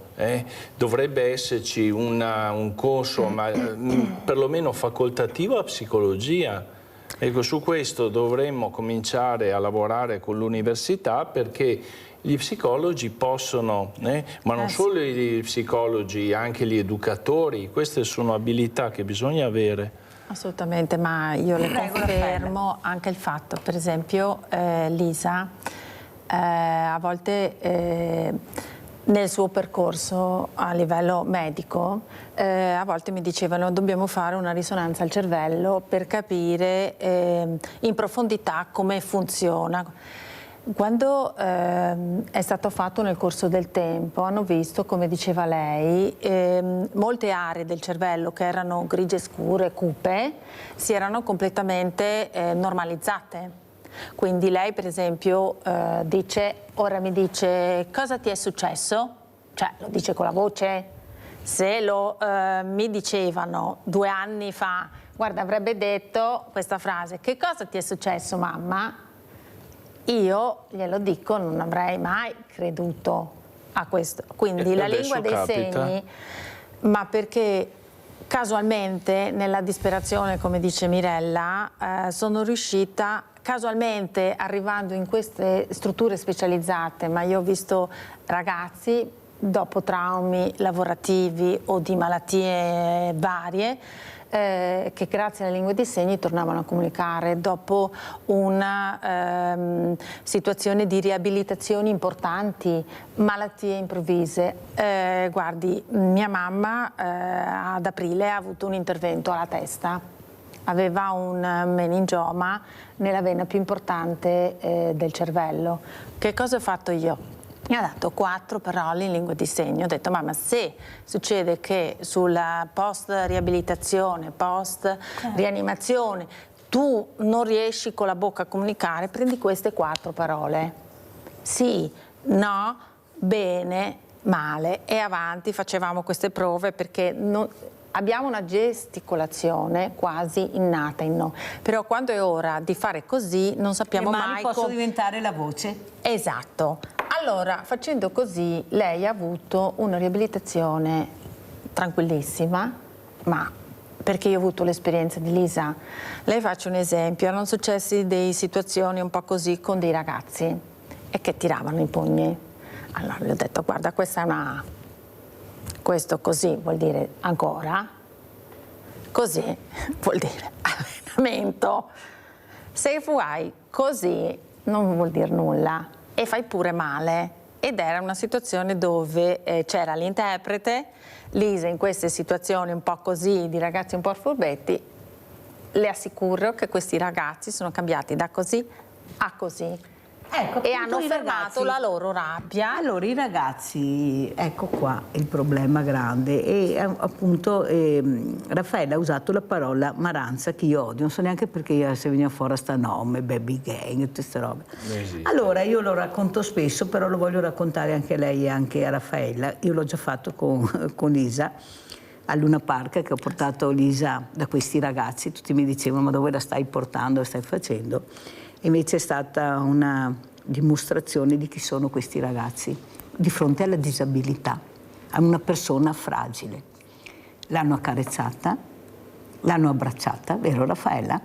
Lei era in disparte, io ero con Lisa, per capire la reazione di questi ragazzi, quelli vestiti un po' particolari, che tutti deviano perché hanno paura di incontrarli. Invece ho trovato una sensibilità incredibile, tanto è vero che Lisa ha chiesto alla mamma, io vengo qua tutte le sere perché finalmente si è sentita Lisa. Allora, vogliamo capire che forse c'è qualcosa che non va. Lei so che sta facendo molto anche in questo, dottor Miotti, ma non è il caso, visto che la politica fa fatica a capire che bisogna anche dire basta con questi ragazzi, anche perché sono pochi rispetto a quelli bravi. Io ho detto in tutta Italia se arriviamo a 1000 sono tanti, anche perché sono sempre gli stessi, nelle stesse zone, di andarli a prendere, tanto dividerli, perché loro fanno il gruppo, il famoso sceriffo che c'è nel gruppo, e portarli uno a uno a realtà diverse, che può essere lo sport, può essere diversamente agile, possono essere tante cose, può essere il fumetto, la creatività, perché io sono convinta che sono anche dei creativi e molto sensibili. L'altro giorno, 15 giorni fa, ho fatto una cosa un po' particolare, che l'ho anche raccontata, qualcuno mi ha detto fuori di testa. Mi sono seduta proprio in mezzo a loro all'improvviso, dove loro frequentano a Treviso, questo gruppo era là. Io all'improvviso mi sono seduta a fianco a loro e li ho abbracciati. Questo, guardai, tu questa cosa vuoi, droga? Cosa sei che vuoi questa qua? Tutti evitano di... E questa si siede in mezzo. E li ho guardati e ho detto, ma qua belli che siete, guarda come siete vestiti, andiamo a prenderci un caffè? Un caffè, una cioccolata, quello che volete. E sono andata con loro al bar. In quel tragitto e all'interno del bar, dottor Miotti, non erano più Maranza o Baby Gang, erano dei ragazzi assieme a Mirella. Nessuno si scomponeva, nessuno li guardava, non faceva. Forse ecco proprio questo, che forse non riusciamo a capire, che devono essere presi, divisi sicuramente, capito chi hai di fronte, perché ce ne sono anche di tosti, veramente tosti, e quello è un altro discorso, ma voi siete in grado di capirlo dai gesti, dal comportamento, e forse fargli capire che c'è un'altra via d'uscita per loro prima che arrivi la tragedia, specialmente dei 18 anni, dopo le pagano tutte, perché poi la legge, ho avuto il direttore del carcere, il dottor Quagliotto, proprio sabato, poi pagano tutto. Però bisogna dividere quello che non vuole cambiare, che ha deciso di farsi del male, di fare del male a tutta la comunità, e quello che invece vuole capire forse un altro senso della vita. Ma perché hanno esperienze devastanti? Ma nessuno lo dice. Questi hanno quasi sempre, ma quasi sempre, o una fragilità familiare o proprio delle esperienze devastanti. Possibile non riusciamo ad andarli a prendere questi ragazzi, dottor Miotti, che continuiamo a riempirli di psicologi, di educatori? Non risolviamo il problema, vediamo i numeri come crescono. Questi hanno bisogno di essere impegnati, di sudare, di fare sacrificio, di creare magari, ma dobbiamo metterci noi. Loro non arriveranno mai da noi, perché loro sono là e hanno paura di questa figura, perché l'hanno già vissuta in casa, nella superficialità, nella fragilità. Ecco, Dio, patria e famiglia, se ce l'hanno, scuola, se c'è. Dottor Miotti, cosa dice? No, mi ha colpito questa cosa del fatto che tu sei andata là e hai travalicato quello che è quella diffidenza, perché hai colto che al di là della spocchia che hanno, che è una è una corazza che si mettono da duri, poi hanno questa fragilità, è vero, cioè anch'io ho questa esperienza. Una volta andavo a prendere la macchina che a Castelfranco abbiamo un piccolo ritrovo, no? Un posto buio, e allora a un certo punto mi è uscita così: allora come vanno gli affari? Subito sono scattati, come per dire, coltelli alla mano, come dire, cosa vuole questo, uno sbirro? No, ragazzi, come va la vita? Si sono rilassati e abbiamo chiacchierato un po'. Allora questo è vero, bisogna dividerli, nel senso che il gruppo, sappiamo che ha delle logiche in gruppo, fanno delle cose che divisi non farebbero, e quindi molto, molto pertinente la tua osservazione. Ma poi se si sentono amati, che non vuol dire grandi cose, vuol dire che si sentono guardati, che mi interessa, passo 10 minuti con te, 5 minuti, il tempo della cioccolata, cioè non ti passo vicino schifato e ti guardo, no, dall'alto verso il basso perché mi dai fastidio, perché sei vestito male o perché non sei conforme. Quindi è vera questa cosa. Io sai che ti ho accennato a quel grosso progetto che ho la fortuna di avere nel mio territorio, che spero che parta. Della mia esperienza politica, la burocrazia è qualcosa di devastante. Abbiamo avuto un anno fa l'assegnazione dei fondi, forse partiamo a gennaio perché ho detto ormai fine anno non vale la pena. Anche perché cambia il sindaco adesso, vero? Ci sono le nuove elezioni. Cambia il sindaco, ma il sindaco decade, quindi però rimane... però insomma rimane questa amministrazione, andiamo avanti, anche perché non possiamo bloccare tutto per velleità. Allora io spero questa cosa che parta, e poi vorrei proprio chiedere anche alle cooperative, ai ragazzi che lavorano nelle cooperative, di essere creativi. Non possiamo usare le stesse modalità, bisogna essere creativi. Ti ho già raccontato, no, di quel grande santo che era Don Bosco. Quando ha fatto il sogno, sognava di menare questi ragazzi della Torino dell'Ottocento che delinquevano, no? E poi riceve in sogno una voce che gli dice: non con le percosse ma con la mansuetudine e la bontà. E lui poi è diventato quel santo sociale che conosciamo. Ecco, dovremmo anche ripensare a questo esempio qui, ma adattato.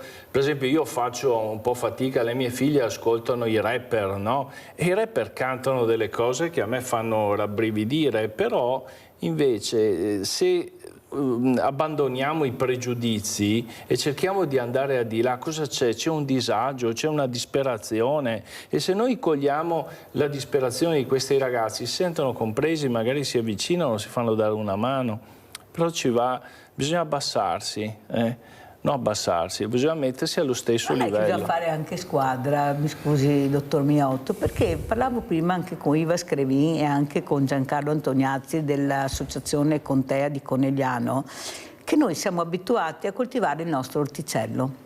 Poi quando usciamo dall'orticello non va bene, ecco, dobbiamo rimanere all'interno, chi per visibilità, chi politicamente, mentre non riusciamo a capire che stiamo facendo del male a tutta la comunità, perché l'unione fa la forza.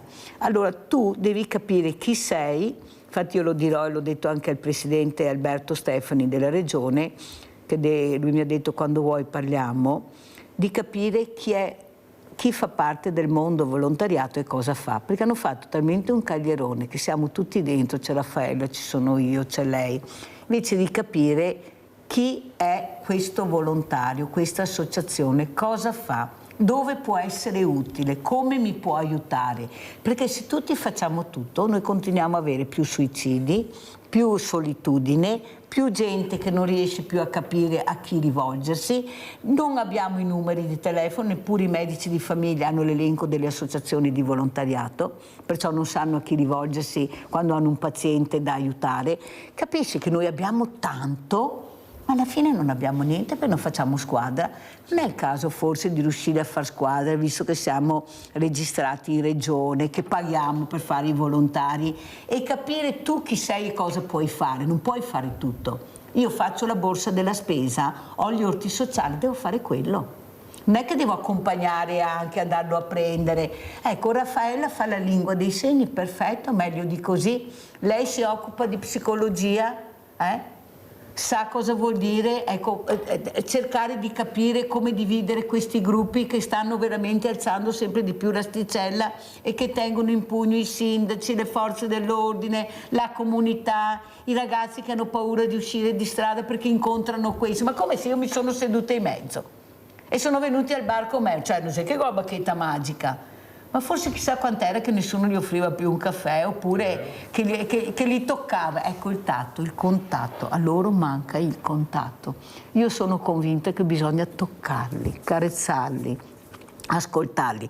Guardate che Mirella non vuole essere la più brava, però questi ragazzi hanno bisogno di affetto, non ce l'hanno e lo stanno cercando facendo delle azioni terribili, perché non ne possono più, non sanno più chi sono, cosa fare. Cosa dice, dottor Miotti? Allora, il discorso del contatto è vero, però tu prova a toccare un ragazzo che non è mai stato toccato o magari menato, quando tu lo tocchi scatta, ok?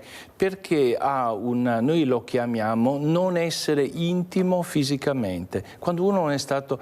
Penso alla sorte o quello che è capitato ai bambini in orfanatrofio. Io ce n'ho uno che l'ho affidato a una ragazza più giovane che gioca. Io non sono più capace di mettermi là a fare certe cose. È una ragazza in studio, una psicologa, che con un ragazzino adottato dalla Russia gioca, ma stanno lì, hanno un contatto.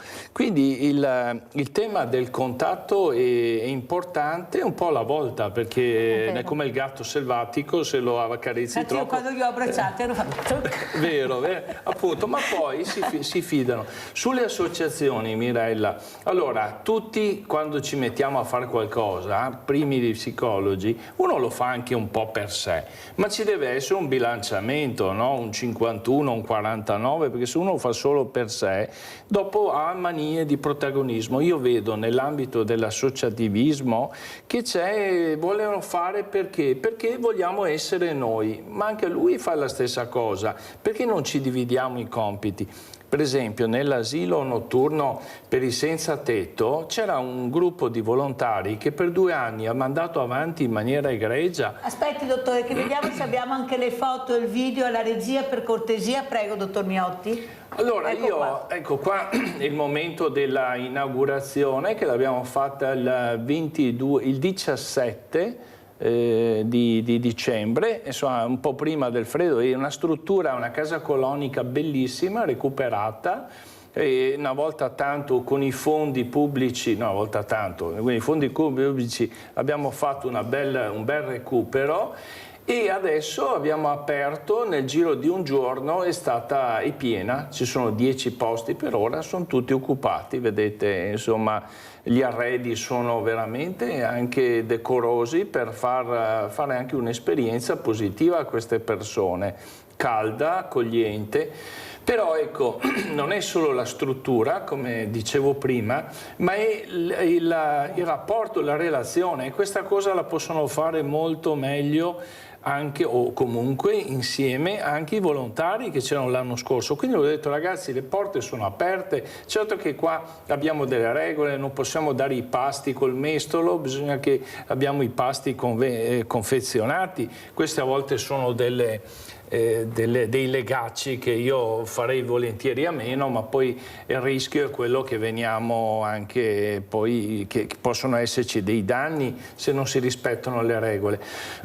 Quindi assolutamente io ho incentivato i volontari che vengono, però sembra che se non sei protagonista allora ti tiri indietro, no? C'è un po' questo tema. Invece... Paola da Campo San Piero, Tomiotti, sta mi cade la linea perché tengo lungo il centralino, ma sentite quante parole importanti ascoltate questa mattina, riflettete su quello che ascoltate. Vai Paola! Ciao Mirella, buongiorno anche ai tuoi ospiti.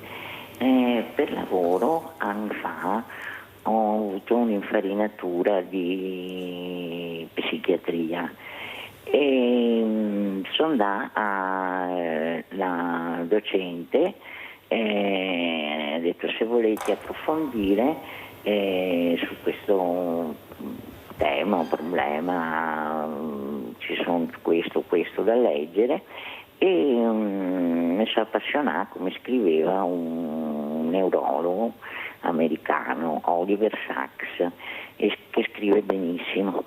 E tra i libri che ha scritto questo neurologo c'è Udire voci, mi sembra che parla delle lotte nei campus americani dei sordi per i loro diritti. E adesso è bello, perché tanto tempo e non me lo ricordo bene proprio il libro. So che ad esempio, non so, l'Isola dei senza colore l'ho letto 7-8 volte, tratta tutta un'altra questione, il Parkinson, l'Alzheimer. È una persona che scrive benissimo, anche se non si proprio addentrai, è bello da leggere e sembra di essere là. Ecco, a titolo informativo. Grazie cara Paola, grazie, ecco, fanno piacere queste telefonate, ecco, perché veramente dicono sempre qualcosa di concreto ed è molto importante.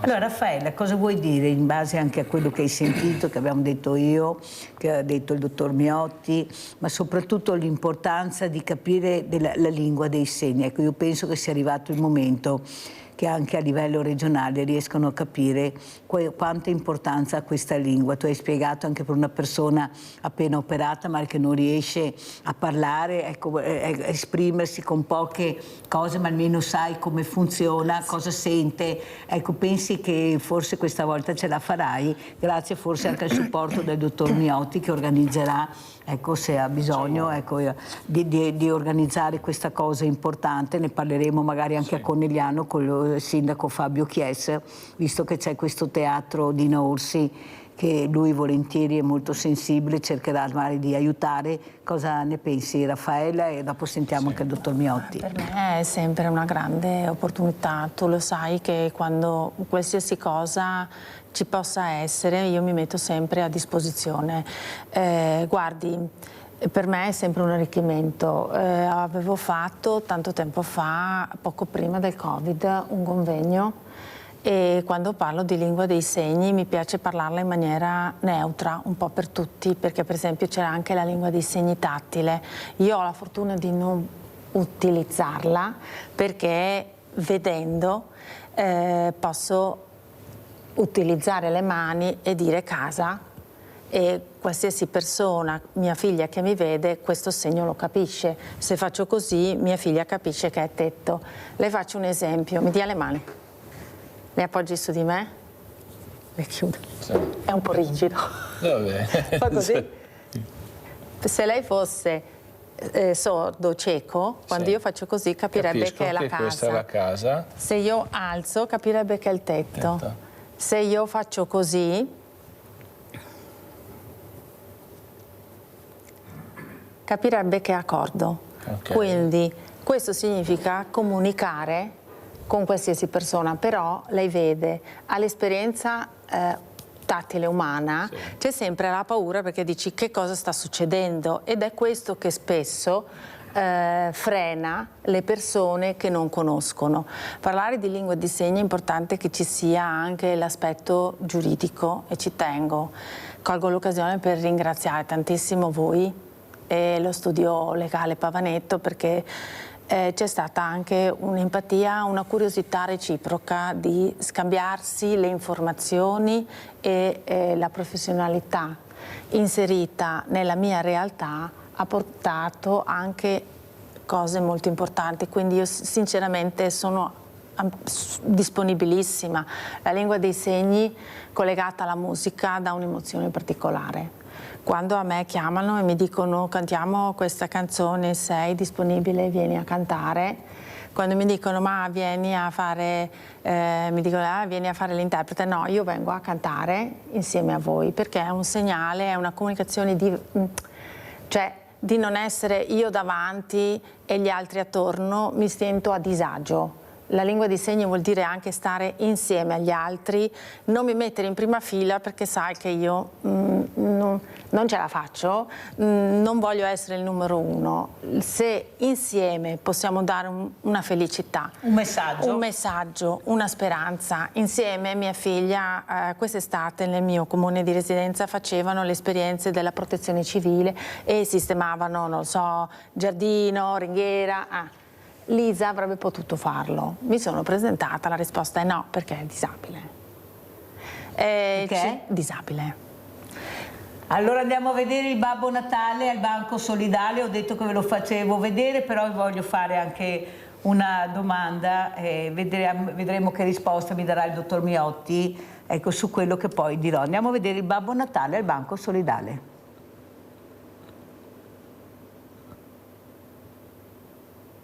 Intanto tanti auguri di buone feste. Grazie mille. E a nome mia e a nome di Rete Veneta e di tutti gli ascoltatori di Rete Veneta desideriamo farti un piccolo regalo. I regali sono tanti però, e come facciamo a dartene uno?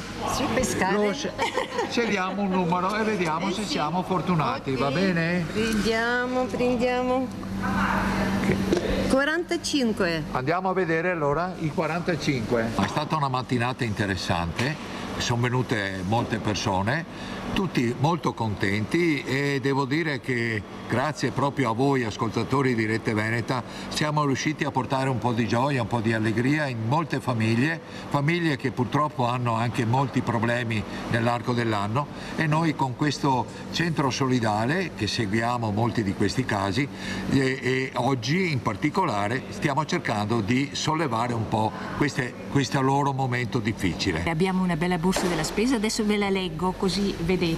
Abbiamo il panettone più il vino, latte, tè, ravioli più pasta o riso, formaggio, pesce, tramezzini, salame, pollo, pizza, caffè, zucchero, legumi, passata, pane, farina, carta, saponetta o dentifricio, farmacia per i bambini, pannolini omogeneizzati, frutta e verdura, cipolle e patate. Mi pare che è una cosa una borsa completa, in modo che si può festeggiare, e spero che possano stare anche un po' al calduccio. Io vi ringrazio. Ecco, e tanti auguri di buon Natale, buon anno, che cominci bene. Tanti auguri, buon Natale. Allora, dottor Miotti, io in questi giorni ho sentito molto a livello nazionale di associazioni molto visibili, molto conosciuti, per la mensa, come dice lei, anche per trovare un posto dove fanno fatica a reperire perché dormono per strada. E ho pensato, ma guarda te, sai fare una bella borsa della spesa come abbiamo sentito, magari una bella mangiata nella mensa, ma poi quando vai a casa hai anche un bel assegno che ti permette di respirare, di dire domani potrò farmi la visita, domani potrò pagare anche una bolletta, potrò pagarmi l'affitto e la visita, potrò fare quelle cose che non sarei riuscito a fare. Invece mi sembra che la visibilità, nonostante queste tantissime associazioni di volontariato che abbiamo tutti i giorni, anche nel nostro territorio, che fanno questo, non si vedono mai. Ecco, io ho fatto, e pregherei di mandare dalla regia questo musical, questa locandina che vedrete, tutto gratuito, basta iscriversi a questa piattaforma, Mercy, ecco, nel nome di Papa Francesco, per far capire che forse è giusto premiare anche quel mondo del volontariato che non viene mai premiato, di far partecipare le persone diversamente agili, i diversamente giovani, perché mi sembra che è facile dire sì, ti do un buon pasto, e dopo, quando torno a casa, cosa ritrovo? Però riescono ad avere quella visibilità a livello nazionale che sembra che esistano solo loro, tutto il resto è noia.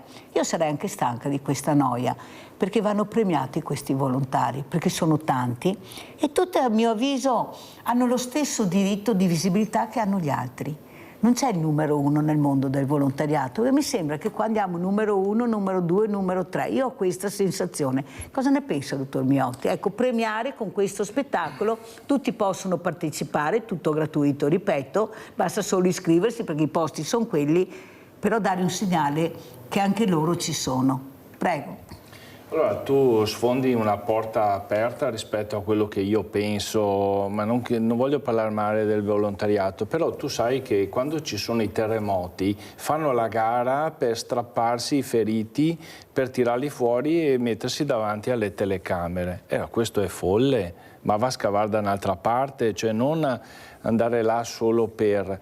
Quindi il tema del fatto che ci sono alcune che appaiono, io adesso non vorrei dirlo perché il giorno di Natale ho detto, insomma, ho passato tanti Natali con i miei genitori, ho detto beh, quest'anno vado alla mensa, ok?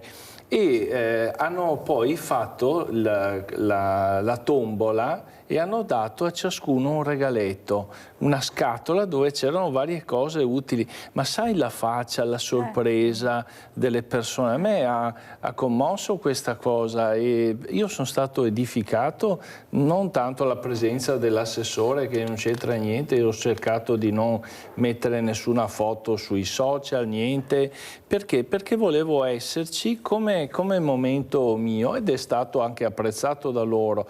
Quindi premiare e anche gratificare, cioè credo che ci sia bisogno che chi fa un volontariato così importante sia riconosciuto e non solo alcuni. Quindi dovremmo partire da ciascuno di coloro che si impegnano e, come dicevamo prima, abbiamo il compito nostro è quello di coordinarli. A volte c'è questa mania di protagonismo, ma dobbiamo accettarlo perché chi a volte lo fa anche per se stesso, per apparire, fa anche delle cose belle, perché il narcisismo porta a fare delle cose belle, no? Il problema ma è quando perché è troppo. arrivano tanti soldi su queste associazioni, cioè è facile dire, cioè, ma ho anche la possibilità di fare tanto perché mi arriva anche tanto e nessuno lo dice. Ma penso che arrivino veramente tanti soldini a queste associazioni. Anche il nostro presidente della regione è andato in una di queste associazioni appunto. caritatevoli, Esatto. no? Come mai ha scelto quella? No? La visibilità. Intanto il fatto di aver portato i suoi assessori ad andare a mangiare invece che al ristorante Danieli a Venezia, potevano farsi ma magari adesso continuerà il giro, perché io penso che sia anche doveroso. Bene, anche per premiare queste realtà che ci sono. Allora Alberto, ti aspetto a Castelfranco una domenica o anche un giorno per la settimana qualunque, quando passi una mezz'oretta mangiamo assieme alla mensa della Caritas. Io invece lo aspetto il Banco Solidale in provincia, così abbiamo risolto il problema, visto che è l'unico banco all'interno di un ente pubblico in Italia. Penso che un passaggio sia anche doveroso, non quanto per Mirella, perché Mirella non è che ha questo problema, ma per i volontari. Assolutamente I volontari, perché loro all'istituzione ci credono molto. Lo sa, dottor Miotti, che non è arrivato nessun panettone da nessuna istituzione al Banco Solidale?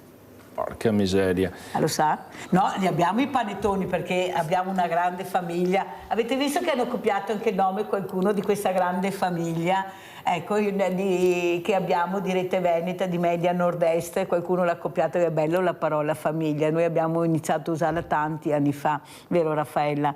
Questa famiglia vicina ai più fragili, ai più deboli. Ecco, secondo te anche, come dicevo prima, questo respiro che dai a queste persone che non hanno niente, vivono con poche centinaia di euro e hanno tanti problemi, riuscire a dare un po' di respiro grazie anche al 5 per 1000, al vostro 5 per 1000, perché va là, voi lo vedete, sono mesi ormai che vi faccio vedere tutti i giorni l'assegno, perché è giusto far vedere anche dove vanno i soldi. La gente ha piacere di vedere, altro che no, bisogna fare in silenzio, no, la gente ha piacere di vedere dove vanno i soldi che regalano. Io sono sempre più convinta, basta vedere quando mi fermano per la strada e cosa mi dicono, vuol dire che è giusto il segnale che stiamo dando. Raffaella? Assolutamente, a volte non si pensa. Io ho l'esperienza un po' non nella realtà che vivi tu, ma nella realtà sempre collegate ai miei figli. I miei figli sono arrivati dall'adozione, quindi tutto questo benessere che noi in automatico abbiamo, loro non lo conoscevano, quindi la banalità di un gioco non era così scontato, la banalità di un cibo non era così scontato, però poi il cibo e l'essere insieme fa una cosa bellissima. E i miei figli mi dicono: ma a volte il sabato e la domenica, se fossimo su un grande spazio con tante persone dove ognuno fa qualcosa per mangiare insieme e stare insieme, giocare insieme e i ragazzi si scambiano le loro idee. I diversamente giovani, come dici tu, hanno un momento per stare insieme, per i giochi di una volta, perché la generazione di tanto tempo fa piacciono le carte, ma piace fare a maglia, piace chiacchierare. L'importanza di stare assieme. Quello è. Cioè un Natale giovani, stare assieme, meno giovani, diversamente la agili. domenica, il sabato sera, le feste anche importanti, non è in quanto il dono in sé, il fatto di stare insieme e non sentirsi soli. Andiamo a vedere anche il video appunto che riguarda proprio quello che ha creato, ma veramente qualcosa di costruttivo, non parole. Dottor Miotti ha agito con questa struttura, andiamo a vedere il video.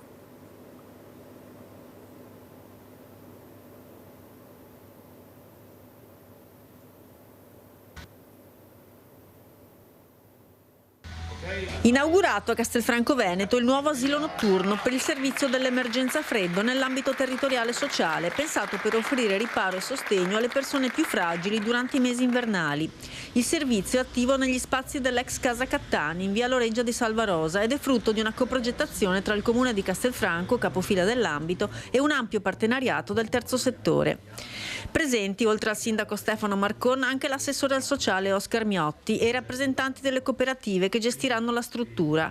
Un servizio pensato per uomini adulti senza dimora proveniente dai 29 comuni della TS Veneto e non si limita all'emergenza, ma punta a costruire percorsi di inclusione e autonomia anche attraverso correzioni in corso d'opera che saranno valutate di volta in volta. Partiamo, si collabora, si ragiona assieme e poi cercheremo di dare queste risposte a questo problema che purtroppo affligge sempre di più le nostre comunità. Grazie. Il servizio, gestito da un'associazione temporanea di impresa composta dalle cooperative Una Casa per l'Uomo, L'Incontro, Temis, La S e Città Solare, garantisce fino a 14 posti letto e un luogo caldo, sicuro e dignitoso. Oltre al riparo notturno, la struttura fornisce anche cena e colazione, servizi igienici, spazi di accoglienza e il supporto costante degli operatori sociali in coordinamento con la rete dei servizi sociali e sanitari del territorio. Questo è un primo passo di progetto più ampio che dal 2026 prevede nuovi posti letto, appartamenti di co-housing e un servizio di pronto intervento sociale. L'obiettivo è chiaro: nessuno deve affrontare l'inverno da solo. Abbiamo Adriano da Campalto. Ciao Adriano. Ciao Mirella, tanto auguri, Riccardo, sempre buoni. Grazie. E volevo dire una cosa, no?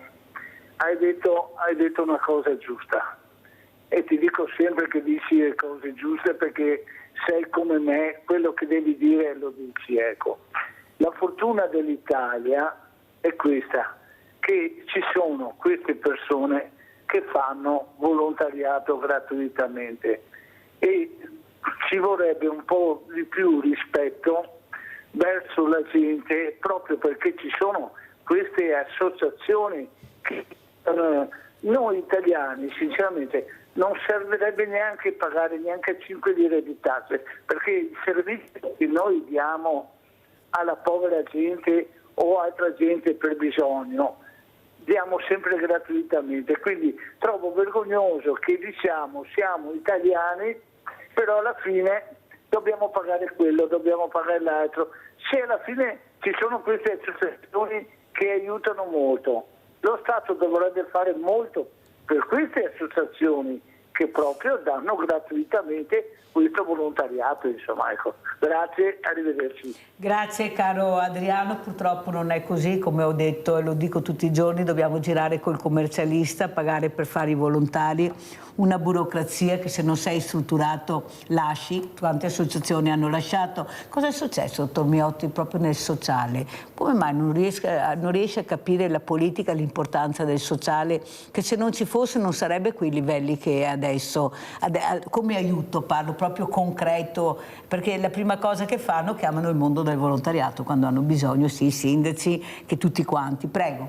Ma allora, come abbiamo detto, il mondo del volontariato è importante, però io sentivo l'importanza che il pubblico, lo Stato, ci fosse. Questo asilo notturno doveva essere in capo anche al pubblico, a questo insieme di comuni che si chiama ambito e che aveva le risorse. Quindi ho preteso, perché hanno detto burocraticamente non siamo pronti. Beh, l'asilo notturno lo apriamo adesso, quando lo apriamo quest'estate, va bene che fa anche caldo, che c'è anche l'emergenza caldo, volentieri lo apriremo. Però intanto allora abbiamo trovato una via.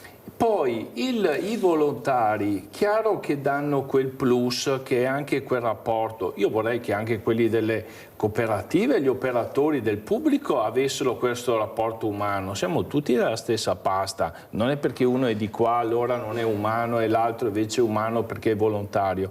Ma c'è bisogno di quella gratuità, di quella passione che i volontari hanno dimostrato. Adesso però ecco, io non vorrei che i volontari supplissero una mancanza del pubblico. Il pubblico ci deve essere e insieme si fanno delle cose coordinati, e non che l'assessore al sociale deve primeggiare. Non è questo io non voglio essere il coordinatore, ma ci deve essere un insieme che coordina, dove tutti quanti vengono valorizzati, tutti quanti possono essere apprezzati. Mettere la mano sulla spalla a tutti quanti, no? e che vengono anche riconosciuti, perché è bello essere riconosciuti. Noi abbiamo bisogno anche di questa parte che ci gratifica. Sono vivo, ci sono. Ci sono, non è una roba cattiva fare anche per essere gratificati, se no non lo facciamo volentieri. Come ci saluta, dottor Miotti? Con quale messaggio vuole dare? Inizierà fra pochi giorni il nuovo anno 2026, come ripeto, di pace, di speranza, soprattutto di misericordia, di non guardare il diverso con occhi cattivi, ma capire che forse tutti siamo stati un tempo diversi, anche noi. Sì, assolutamente.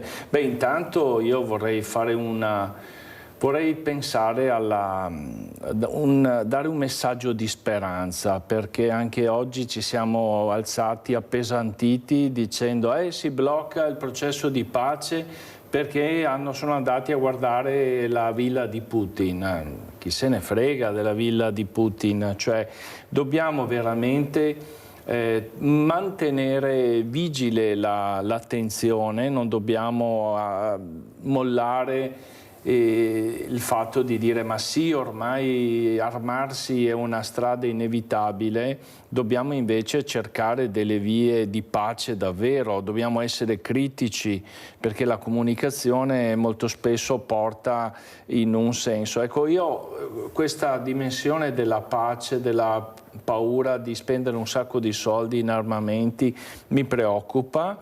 Perché? Perché ho delle figlie come Raffaella, una di 18 anni, una di 22, una di 15, e ho paura che togliamo loro la speranza. Si dice che loro non vogliono far figli, non hanno questa idea. In realtà loro lo vogliono a questa età, ma poi crescendo vedono un mucchio di difficoltà. Ecco, io vorrei invece pensare che queste difficoltà possono essere abbattute e noi, cinquantenni, sessantenni, abbiamo il dovere di creare delle porte aperte per loro, delle opportunità, perché loro sono il nostro futuro. Quindi io veramente un augurio di buon anno a tutti e tutte e un messaggio di speranza. Dobbiamo non demordere nel pensare che le cose possono cambiare e che possiamo essere tutti un po' più felici. Grazie veramente, grazie al dottor Oscar Miotti, psicologo, nonché assessore anche a Castelfranco Veneto, proprio sul sociale, perciò avete capito l'importanza di fare squadra e di superare certe asticelle che ci impediscono di aiutare la comunità. Pubblicità.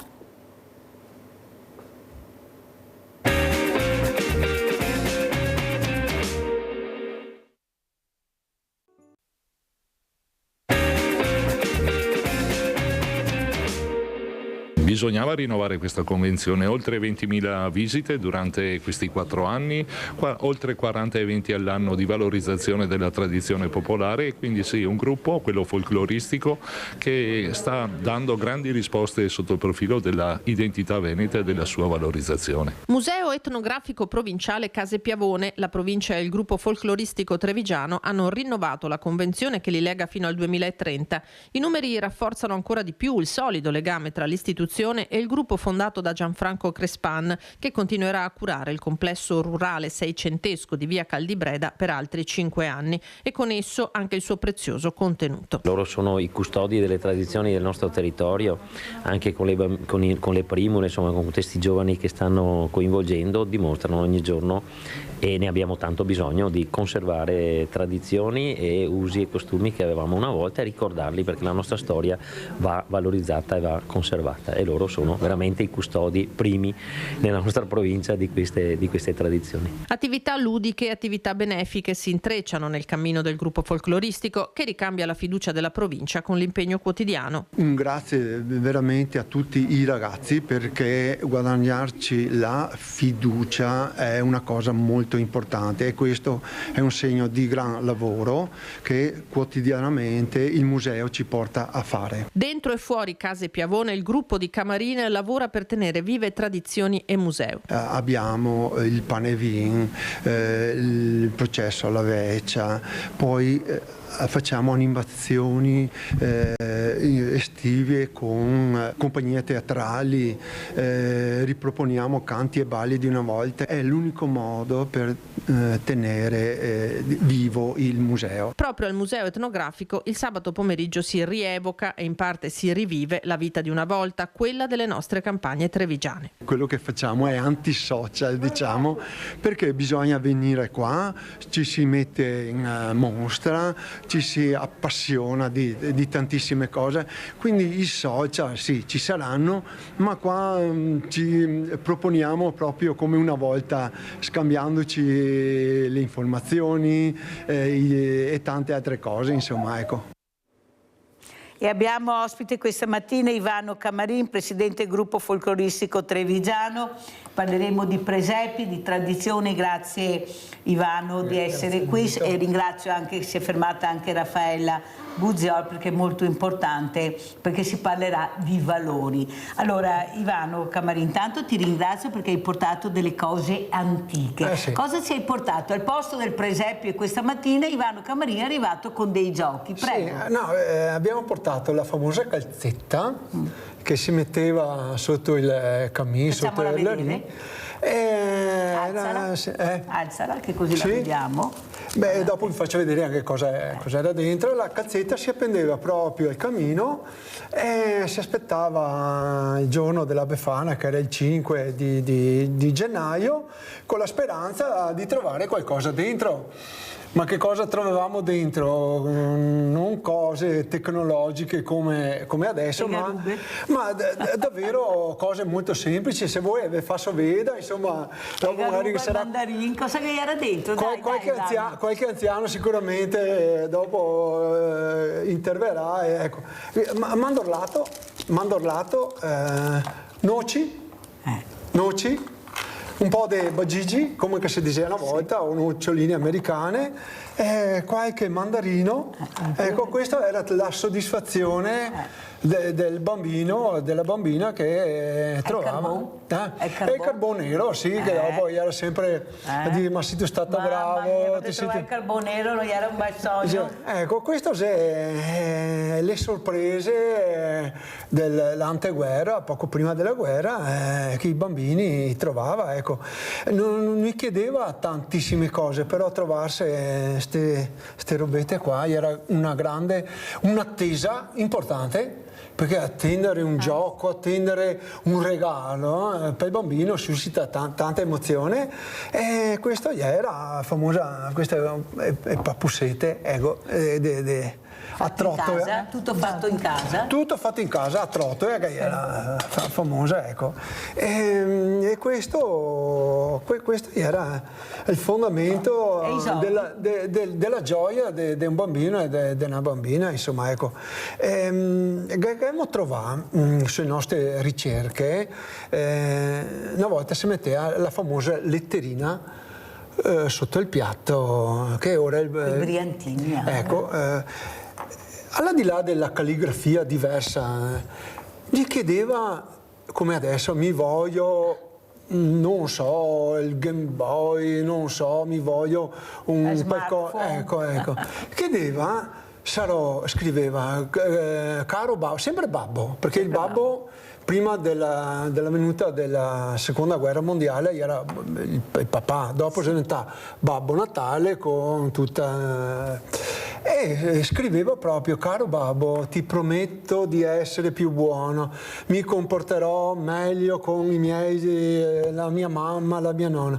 Questo era quello che un ragazzino e una ragazzina scriveva su quel bel foglio, perché era anche ricamato come... Madonna. A differenza di adesso, che magari scrive, no, dai che andiamo a comprarti il regalo, dai che, insomma... Mando un messaggio se vediamo davanti al negozio, oppure ordiniamo online il regalo che te vuole. Sì, anche a Befana era qualcosa di mitologico, cioè magari non l'aveva mai vista, però sapeva qual era un'anziana, tutte queste robe, tutte le cantilene che vadrio, però sto mistero, insomma, creava davvero belle, forti sensazioni, insomma, e positive. Senti Ivano, però qualcuno mi dice, qualcuno di esperto, i presepari, che hanno paura che questa tradizione del presepe stia scemando, se non ci saranno più il ricambio, diciamo, il rinnovo, ecco, di queste figure, e soprattutto riuscire a far capire l'importanza di creare anche questi presepi meravigliosi. Noi in Italia siamo i primi, tutti se li coprono, poi Napoli non ne parliamo, tu lo sai benissimo, è là la vera storia, tutti se li possono comprare anche gli stranieri, perché sono delle statuette meravigliose, fantastiche. Cosa c'è secondo te che non riusciamo più a capire e dare la creatività a questi bambini di creare anche questa nostra tradizione, perché è un valore, è la nostra tradizione. Lo vedi anche tu questo, Ivano? Sì, ti confermo, perché manca proprio un po' il passaggio adesso generazionale. I presepi sono fatti da persone, insomma, di un'età, insomma, un po' medio-alta, ma ricambiano così. Allora, principalmente secondo me è l'insegnamento della manualità, l'insegnamento della bellezza, l'insegnamento di cogliere aspetti importanti di un paesaggio, di un luogo, ecco. Probabilmente manca proprio anche questo, e la manualità io la vedo anche sui ragazzi che vengono là in visita al museo. Cioè, le cose semplicissime sono in difficoltà a farle, quindi non essendo capaci di di fare piccole cose, magari nel trassi a fare un presepio, di fare un qualcosa, li tieni un po', come si dice, fermi per paura di non riuscire a fare. Però è vero, secondo me la manualità è la cosa principale che fa sì che...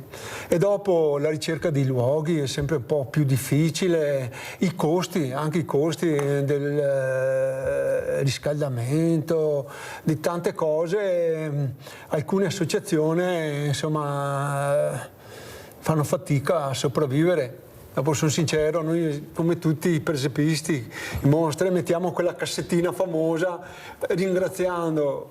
Vabbè, anche là Manca manualità, ma non chiediamo chissà cosa, perché a fin fine guardano, poi proseguono. Tutto bello, tutto bello, ma insomma dietro c'è un lavoro. E un costo anche. Noi abbiamo fatto 1850 km per recuperare questi presepi. Perché andiamo in cerca anche di una certa qualità, gente anziana che magari ha i presepi grandi ma non ha il mezzo, quindi tutto un sistema che costa l'autostrada, basta fare un po' di chilometri in autostrada, cosa che costa, e anche là tante associazioni, insomma, anche questo è un aspetto non da secondo piano, insomma, ecco.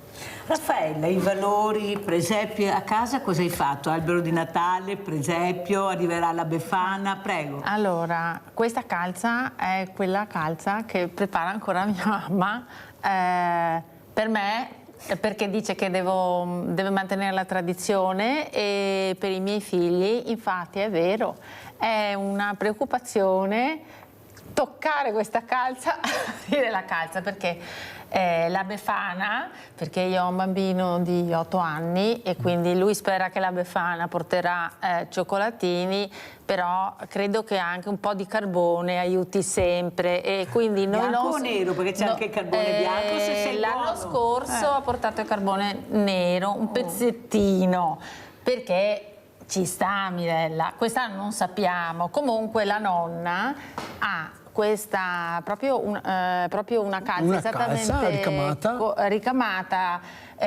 rosa, marrone, bianca, la mettiamo sotto l'albero, poi la nonna non sa, vedremo la Befana. L'anno scorso la Befana aveva portato questo mandorlato, aveva portato 2 o 3 mandarini, aveva portato anche un arancio, era stata generosa, le bagigi, le noci, e aveva messo un paio di calzini dentro e un pezzettino di carbone. Quest'anno non possiamo sapere, noi speriamo che la Befana passi, perché non sappiamo. Poi ci sarà forse la Befana che avrà anche la calza, quella diciamo più moderna, però la tradizione assolutamente. A volte lascia anche vicino una trottola. Ecco, vedi. Perché a casa di mia mamma c'è proprio sta Befana che si ricorda, a casa mia no, però io comunque l'albero, il presepe lo faccio fare ai miei figli. E viene secondo quello che viene nel cuore, con il colore che in quel momento, e la creatività, e la creatività che comunque è sempre bella, perché è sempre un modo per arricchire qualcosa che arriverà, una persona, Babbo Natale o la Befana, e vedrà, e chi lo sa. Non è quando arriva, è l'attesa. È questa attesa. Giusy, vai Giusy. Giusy? Sì, pronto, buongiorno a tutti, ciao Mirella. Ciao. Allora, Alfonso, Mirella, negli anni 60 ha vinto il primo premio della provincia per il presepio che ha fatto. Allora, dal prefetto ha ricevuto 25 euro, 25 lire. 25.000 lire e dal vescovo le ha dato dei libri.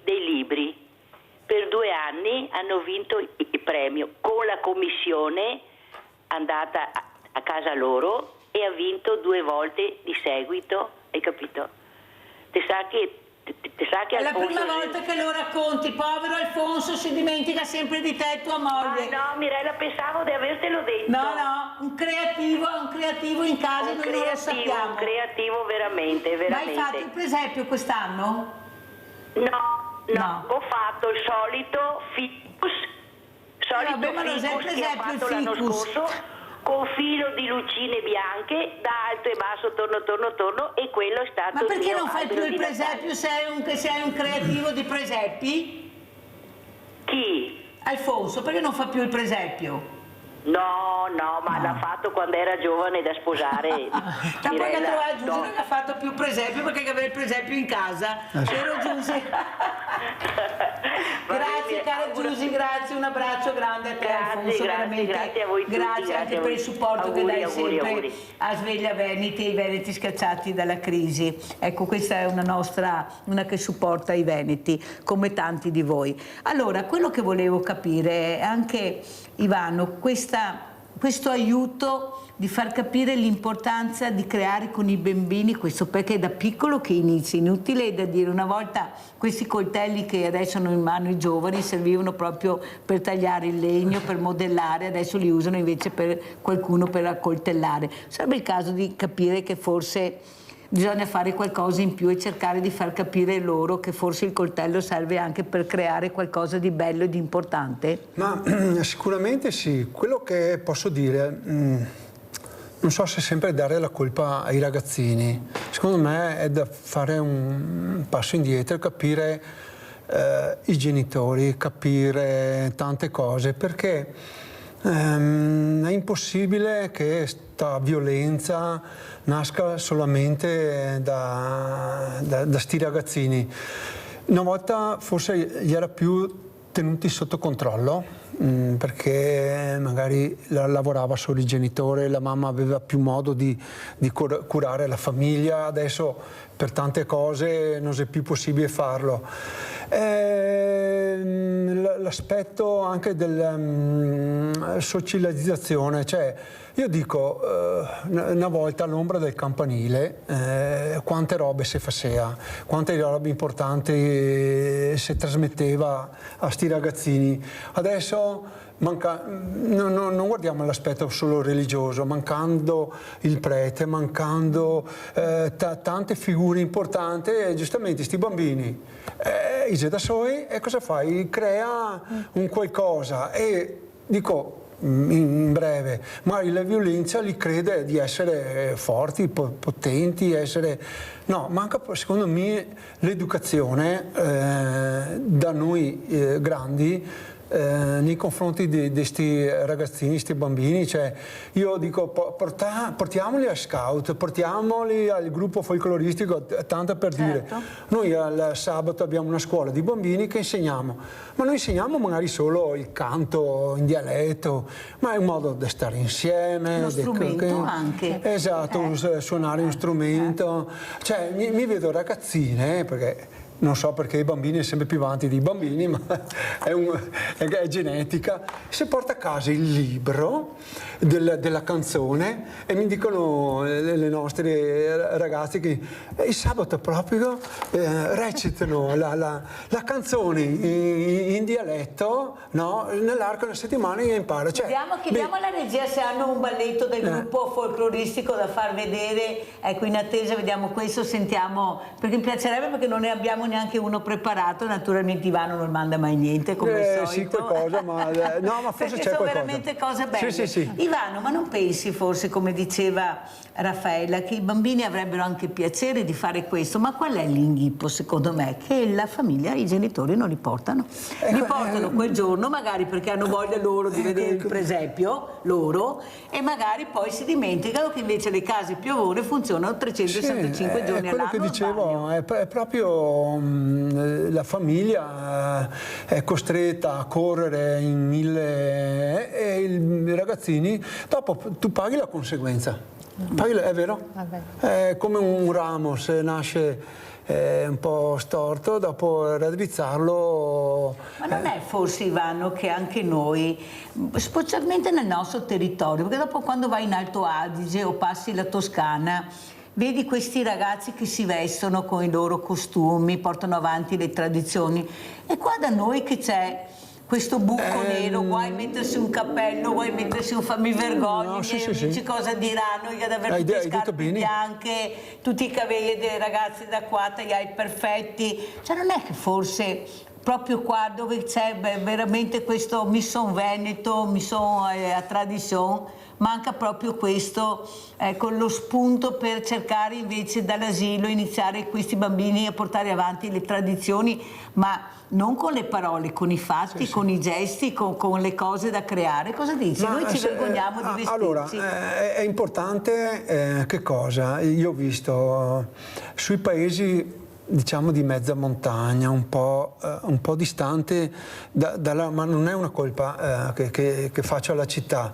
La città porta svia, cioè svii con tantissime cose, perché c'è tanti modi di veda, cioè tantissime, mentre un paese che è più raccolto, è più sotto mano, cioè che è meno attrattive nel bene o nel male, quindi anche le stesse persone si dedica più alla proloco, ecco. Sì, ma mentre la città giovani, cioè i giovani non ci sono da nessuna parte. Ma ci sono cose. È la città che è un dispendio enorme di energie, di attrattive, che là, secondo me, è là da lavorare.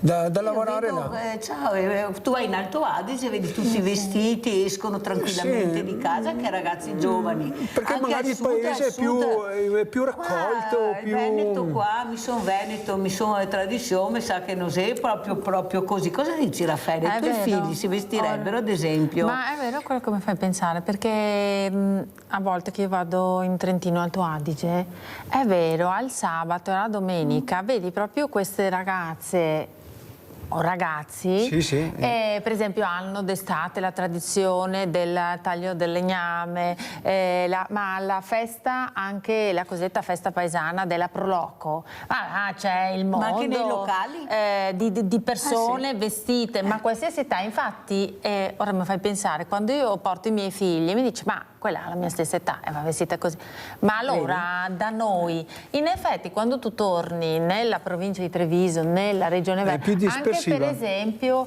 nella zona di Venezia, che come posso dire, i gondolieri, i marinai hanno un certo tipo di abbigliamento in determinate occasioni, feste importanti, tu li vedi solo in alcune occasioni, ma se casualmente ti trovi in quel momento, però è vero, cioè per esempio il vestito che indossa il signore, io l'ho sempre fatto vedere ai miei figli, perché ti ricordi quando tu avevi Villa Margherita, avevi messo in esposizione dei vestiti tradizionali, e il mio bambino più piccolo era rimasto stupito, perché diceva ma allora non ha la stessa maglia di adesso, cioè la tradizione per esempio del fatto di lavare anche stoffe che avevano una certa pesantezza, mettevi il cappello o il gilet e lui diceva ma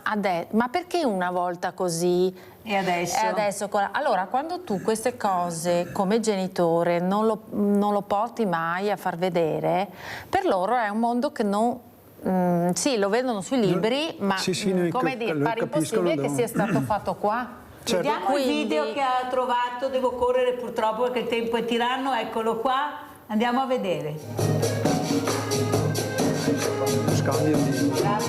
Le danze e i canti popolari come sinonimo non solo di tradizioni da non abbandonare, ma anche di cultura da tramandare e di scambi di civiltà che favoriscono l'accoglienza e la pace. Da 36 anni il gruppo folcloristico trevigiano si fa promotore di una manifestazione che incarna i valori di un tempo passato e promuove un dialogo mondiale di conoscenza. Quest'anno gli ospiti vengono da Canada, Lettonia e Panama e sono pronti a far ascoltare le loro musiche sabato nella Palestra delle Acquette e domenica al Museo Etnografico Case Piavone. Vogliamo fare uno scambio di valori, di amicizie, di cultura, ecco, ci valorizza tantissimo e vogliamo proprio fare un regalo alla città. La presentazione sotto la loggia ha ricordato anche i mestieri di un tempo, quelli che i nostri nonni ancora raccontano con nostalgia e che vanno preservati a tutti i costi dalla modernità. Ecco l'impaiacareghe, il venditore di bovoi, di pericotti e di frutta secca, tutti in giro per la città a raccontare storie e far felici grandi e piccini. Ma il vero messaggio resta quello di unire culture contro tutte le divisioni attuali. Chissà che con questi incontri noi vogliamo lanciare proprio messaggi di pace, perché in questo momento ne abbiamo bisogno, è proprio il ritrovarsi culture diverse, vogliamo proprio dare sto segno forte della pace.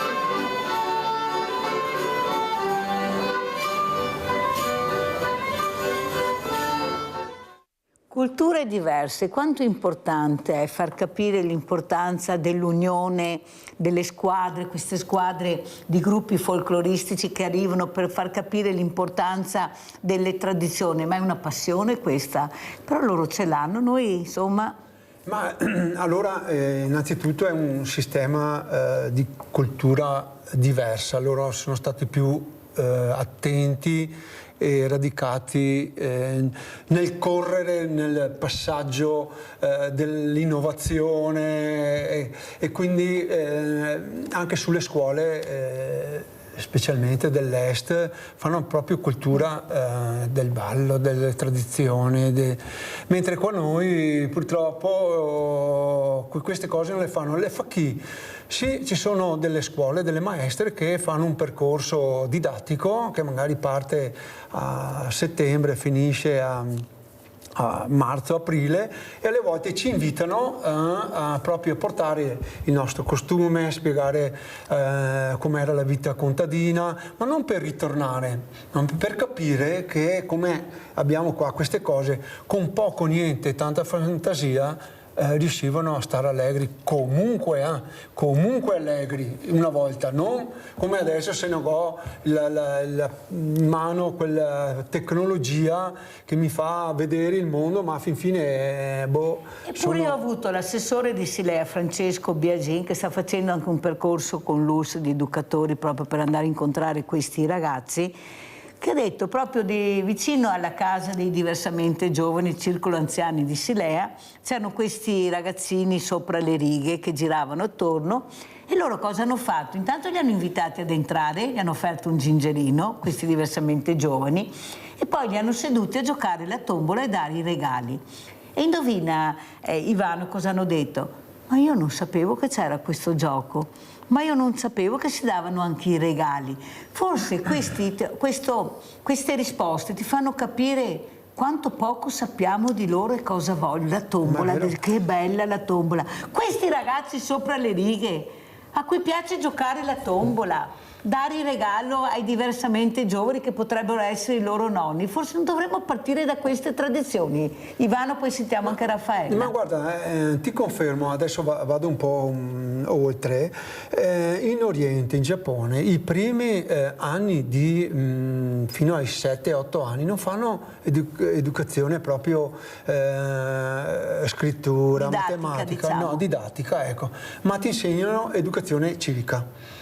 Cioè andare a aiutare, attraversare un anziano, a tenere pulito la tua città, cioè a fin fine vuol dire insegnare, voler bene alla tua città, alla tua comunità, e per me questa roba qua è fondamentale.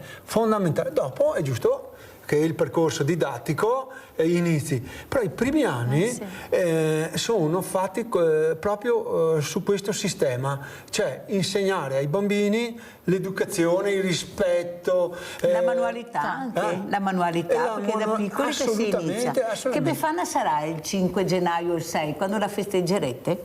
Beh, noi la faremo come di tradizione il 5 gennaio e intorno al Panevin. A che ora? Alle 8:30 alle Case Piavone, ma quello che ci sorprende, oltre che il Panevin per varie non è tanto grande, quindi ma è giusto, attorno al fuoco si ritrovano anche delle famiglie che magari un anno che non si vedono e si racconta come stai, come dopo. Sugli anziani c'è la gara che chi prende, adesso la butto lì, chi prende più pastiglie, io lo prendo per la pressione, no, io ho il colesterolo. I trigliceridi di tutte queste robe. Anche simpatico, però vedi, attorno a un semplice fuoco. Allora farete anche il Panevin alle Case Piavone. Esatto. Quanto alto? Perché non si può andare oltre? 3 metri per 2,5, ma è giusto anche insomma così. Sì, un piccolo falò. Giusto così. Però trovare queste persone che si scambia, oh, come sta tu, è veramente toccante. Socializzare dopo, attenti se il fumo la mattina porta male. Ma questi diversamente giovani non capisci un figo secco del fumo da che parte. Lo spieghiamo, spieghiamo.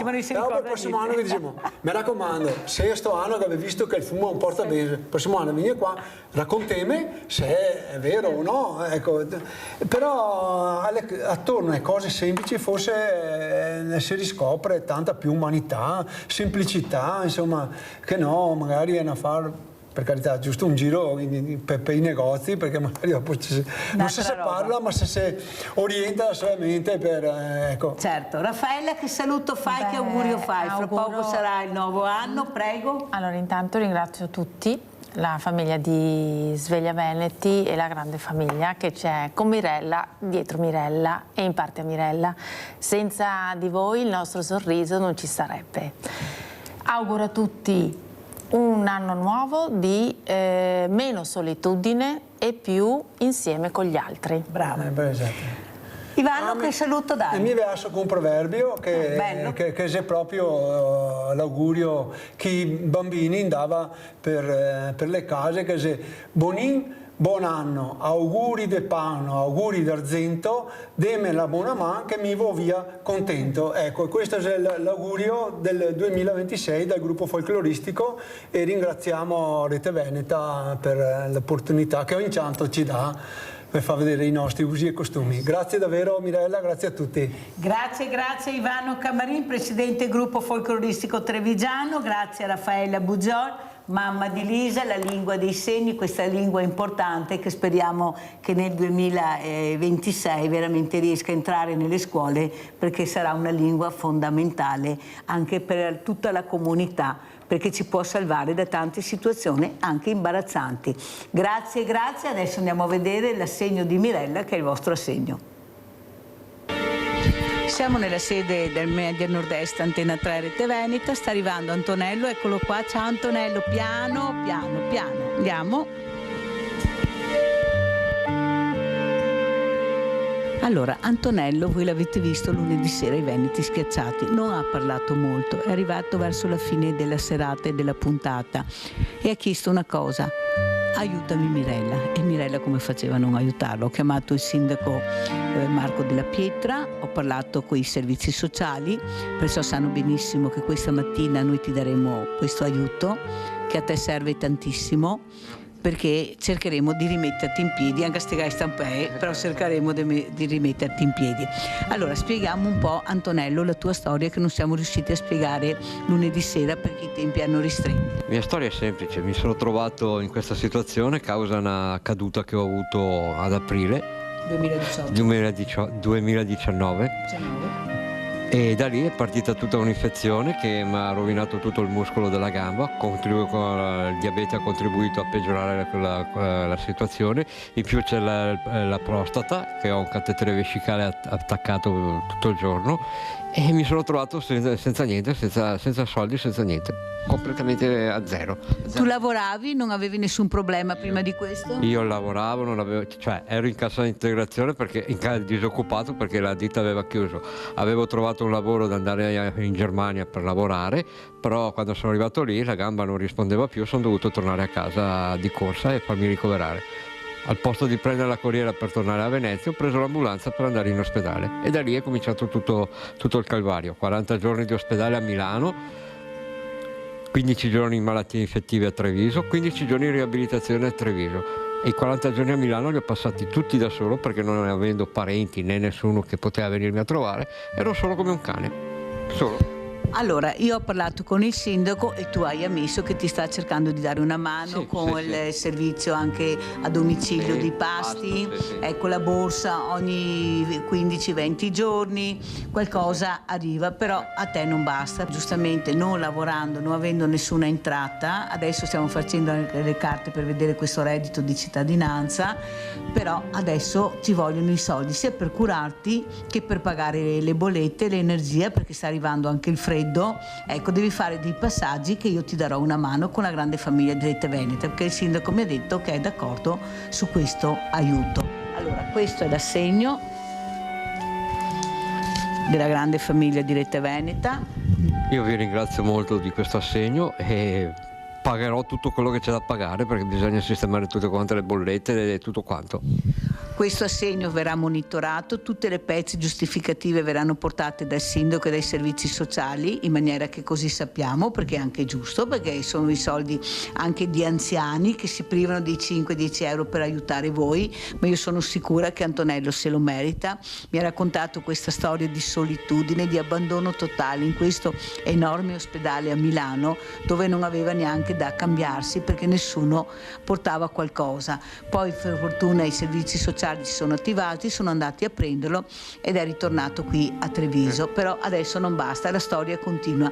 Allora, hai le stampelle, però vediamo se riusciamo a rimetterti in piedi, va bene Antonello? Certo. Di un bel grazie a questa grande famiglia che se lo merita proprio tanto. Ma io vi ringrazio molto di questo assegno che mi avete consegnato e ne farò buon uso per tutto quanto.